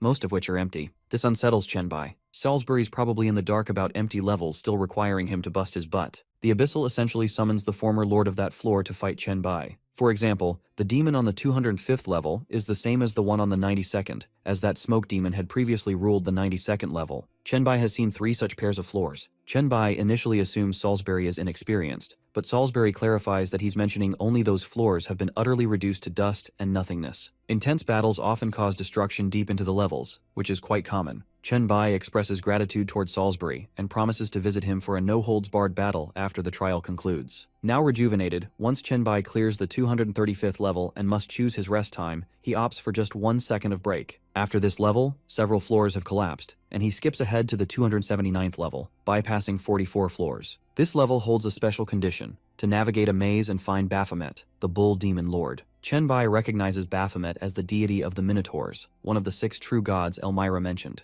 Chen Bai soon finds himself in a blood-carpeted, dimly lit maze. These first 200 floors were tough, but he is in for the real thing now. Chen Bai is informed that intruders within the labyrinth are attacked, so Chen Bai is on his toes. Just as he is thinking about that, he sees a giant man-bull behind him going for a punch. He is able to sense the attack and manifest his forearm shield just in time to intercept the Minotaur's wrath. The Minotaur cannot get past the defenses, and Chen Bai transforms his arm into a blade to take the Minotaur down. Although it seems like it's dead, the body is being taken in by the ground, and before he can lay another punch to make sure he is done with it, the Minotaur has already disappeared. So basically this was a blood clone whom the maze absorbed. These blood clones are essentially the consequences of intruding. Chen Bai has heard of Baphomet, but the Beast Sovereign's information is limited to a few rumors. He realizes he'll have to learn his way through the maze. A few minutes later, he finds himself once again face to face with another Minotaur blood clone, taking a hit from its horns. He notices that its strength has increased since before. This time, it's classified as a level 2 hazard. For the first time, Chen Bai is able to observe its innate abilities, such as the gladiator god's battle thirst,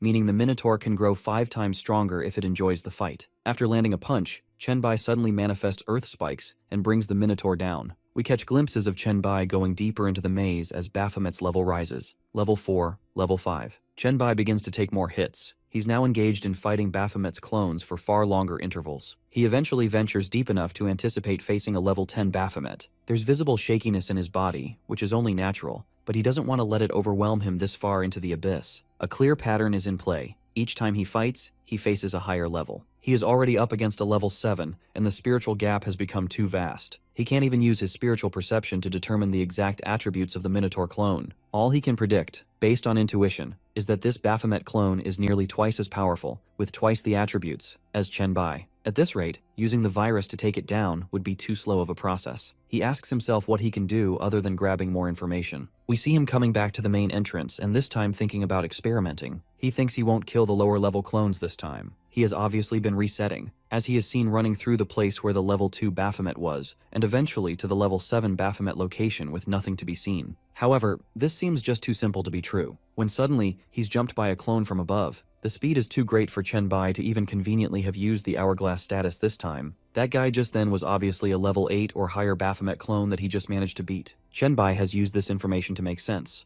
There can basically be only one Baphomet in the maze that can exist at a time. If he's able to kill the monster, he will face successive difficult versions of the clone. However, if he goes around rushing into the deeper part of the maze, the clone will eventually chase him down, with gradual growth in rank and level as deep as Chen Bai has gone. Chen Bai concludes one advantage that he has if his hypothesis is correct. He can use his virus on the monster from the get-go, and then lead it deep into the maze to have a stealth-wise advantage on it. Chen Bai needs to be very careful as there is a statistics boost every time he faces the next level of Baphomet, so he needs to have his own statistics at their very best. He reallocates his points to harness the mental worm ability, which can transform Chen Bai's spiritual power into a worm that can infect his adversaries. This would eventually drop the statistics and mental control of the enemy, leading to emotional tantrums and shenanigans that would cause depression for the foe, eventually leading to self-destruction. This is quite a useful skill he can use. This skill probably appeared after he had started using telekinesis. The negative emotions and self-deteriorating means that Baphomet's initial innate skill, where his bloodlust and thirst can improve his statistics, would be vulnerable. He now believes he can kill the divine Minotaur god.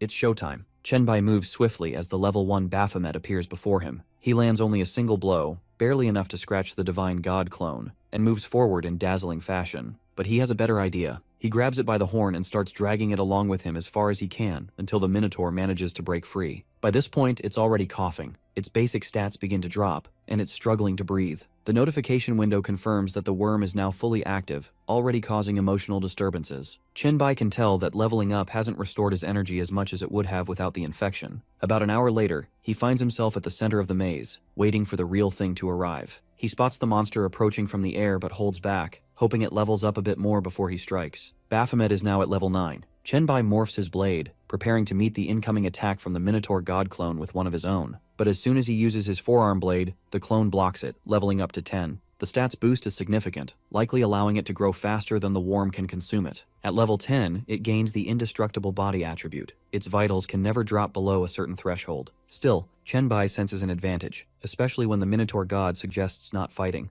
There's a deep sense of depression and self-doubt in its voice, and Chenbai intends to exploit it. He suggests that if fighting is truly meaningless, then the god clone should let him go. But before Baphomet can even think, or before Chenbai can fully manipulate him, Baphomet is already lying down, visibly depressed, as though confessing to a therapist about where his life went wrong. All he's ever done is prepare for war, even destroying 44 levels of the Abyss in the name of battle. Now he's unsure what it was all for, whether battle blood was even his big purpose. It's a full-blown midlife crisis for an eternal god. Chenbai appears as a helper, even offering to put him out of his misery. But it wouldn't matter. Inside the maze, Baphomet can be reborn endlessly with full strength. The same applies to Chenbai and his retracking ability. Chenbai has to play therapist as doubt seeps through Baphomet's voice, asking whether he's too twisted for him. Chenbai senses that the Minotaur god has lost all grasp on sanity. Chenbai's glad he didn't go through with the consensual suicide. If he had killed the Mentor god, the trial would have reset with a wormless Minotaur, and he would have been eliminated instantly in a crazy rampage. He has brought Baphomet to a place where fighting no longer appeals to him,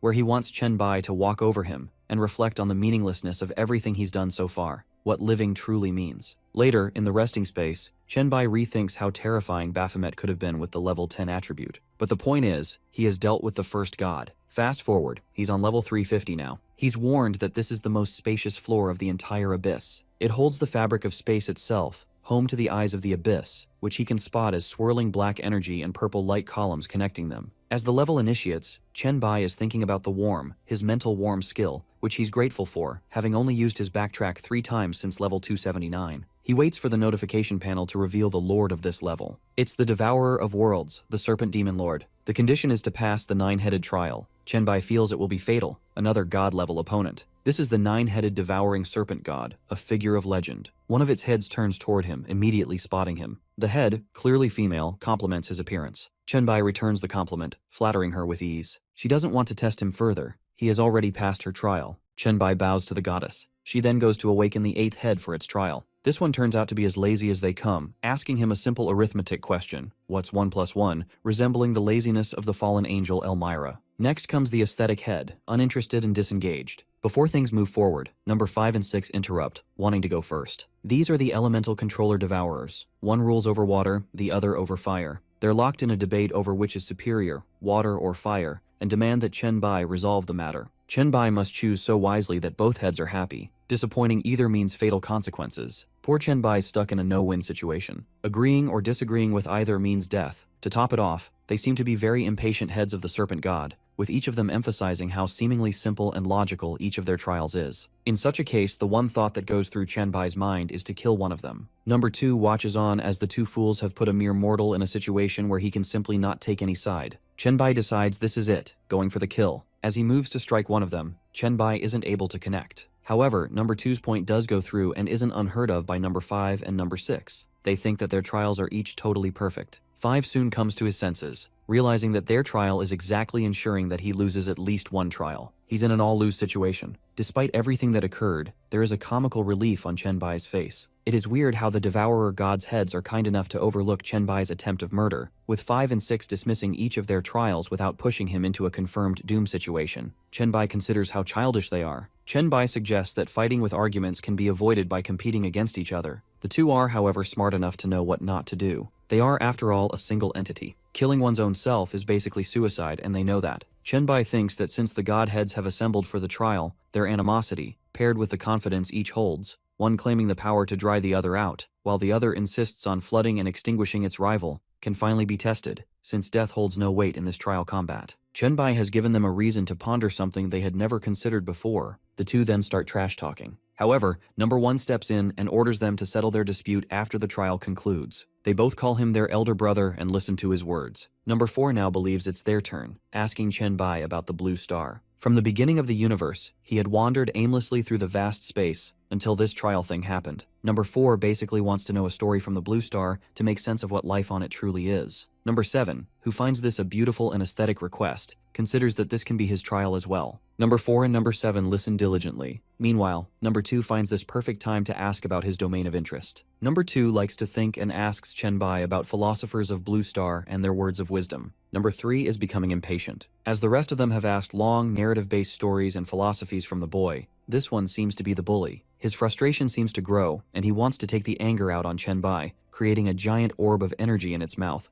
going for the attack on Chenbai, calling it his first ability since the trial began. Chenbai is amazed seeing and hearing about the devouring skill that the head can come up with since the trial began. He truly believes in the divinity of this god. The sucking power is incredible, even though the flying speed of the orb is quite slow. Number 3 asks Chenbai to take it head-on if like a man. Chenbai uses telekinesis to first control it and block it as well, but he cannot handle the power of devouring that way. His black light virus is nothing compared to the power of devouring. The black light virus can only eat flesh and blood. Chenbai has only one chance. Number 2 notes what he is doing. He can use his regenerative energy to feed the orb while he retreats at exactly the speed the orb is moving towards him, creating a stalemate where the orb eats the same mass of regenerative limb that his total body weighs. Our number 3 feels that he cannot block his energy, but announces that once it has failed its capacity, the orb will basically blow up, releasing 3 times the explosive power that it has devoured. Number 9 cannot bear watching. However, somehow Chenbai manages to escape the explosion in time. Technically, Chenbai was supposed to satisfy each head's trial, and he has satisfied number 3's wish of taking the devouring orb head-on.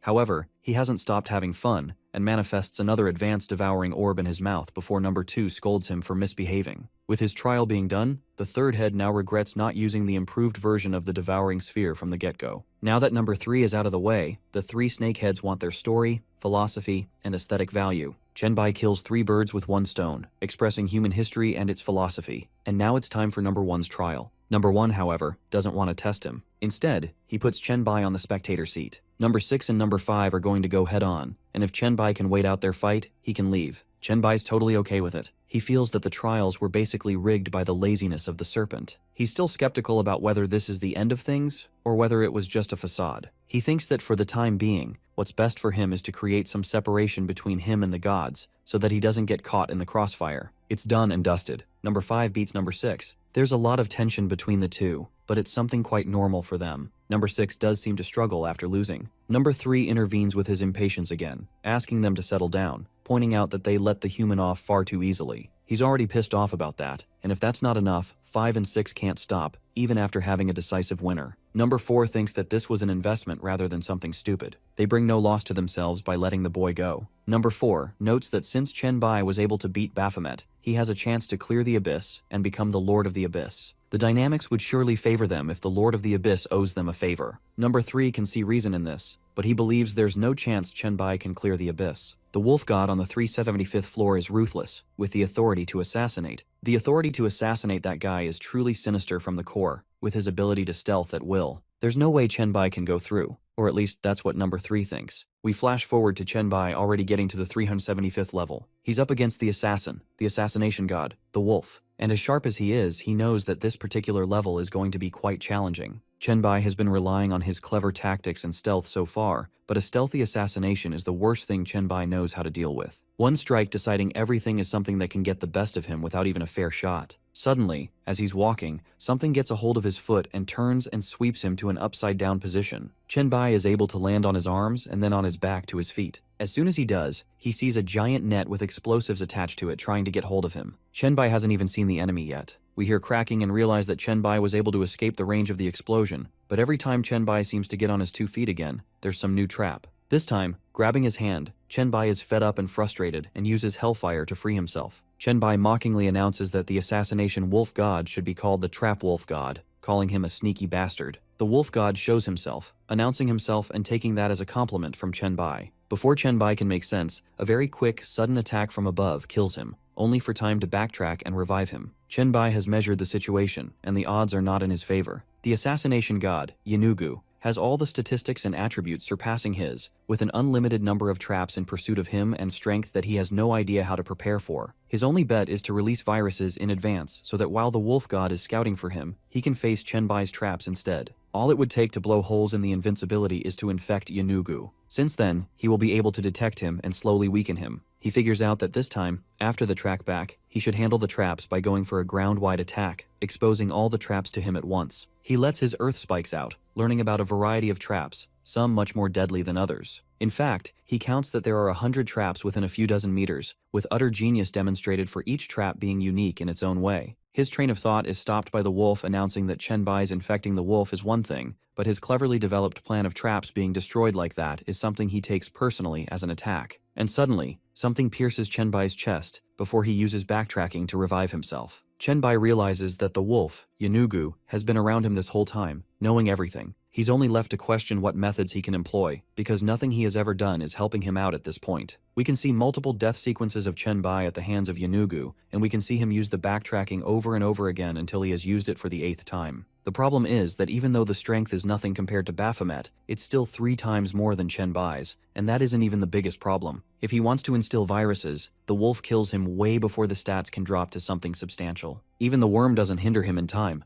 In his mind, he thinks that spreading the flu first and then letting the mental worm do its stuff is the only way he can hope to gain something. He can then use Yanugu's traps to weaken him and grow. Chenbai soon utilizes this technique in real time, finally seeing some difference. Chenbai needs to scout the area to be maximally aware of the booby traps set by Yanugu to lay out one perfect attempt. Once the wolf's statistics are comparable to his, he can surely do something. As he is moving to scout the booby traps, he has angered the wolf once again, and this is his 10th attempt. However, this time there is a smile on Chenbai's face. Each time he uses the backtrack, he can move further back, learn more. He feels that it is just in his craft to take out Yanugu. We soon see him in his 15th attempt, trapped in shackles, then 20, then his 23rd attempt, dying less conveniently now. He is now purposefully trying to anger the god, as his hastiness is what's going to cost him. As he is thinking, the wolf is walking through its own traps at quite a high velocity, landing a punch on Chenbai. But Chenbai, even though injured, realizes that his strength is only twice as much as Chenbai's now, a 33% decrease. Seeing this, the wolf has made it a purpose to not care about the traps and walk through them, aiming to kill our hero ASAP.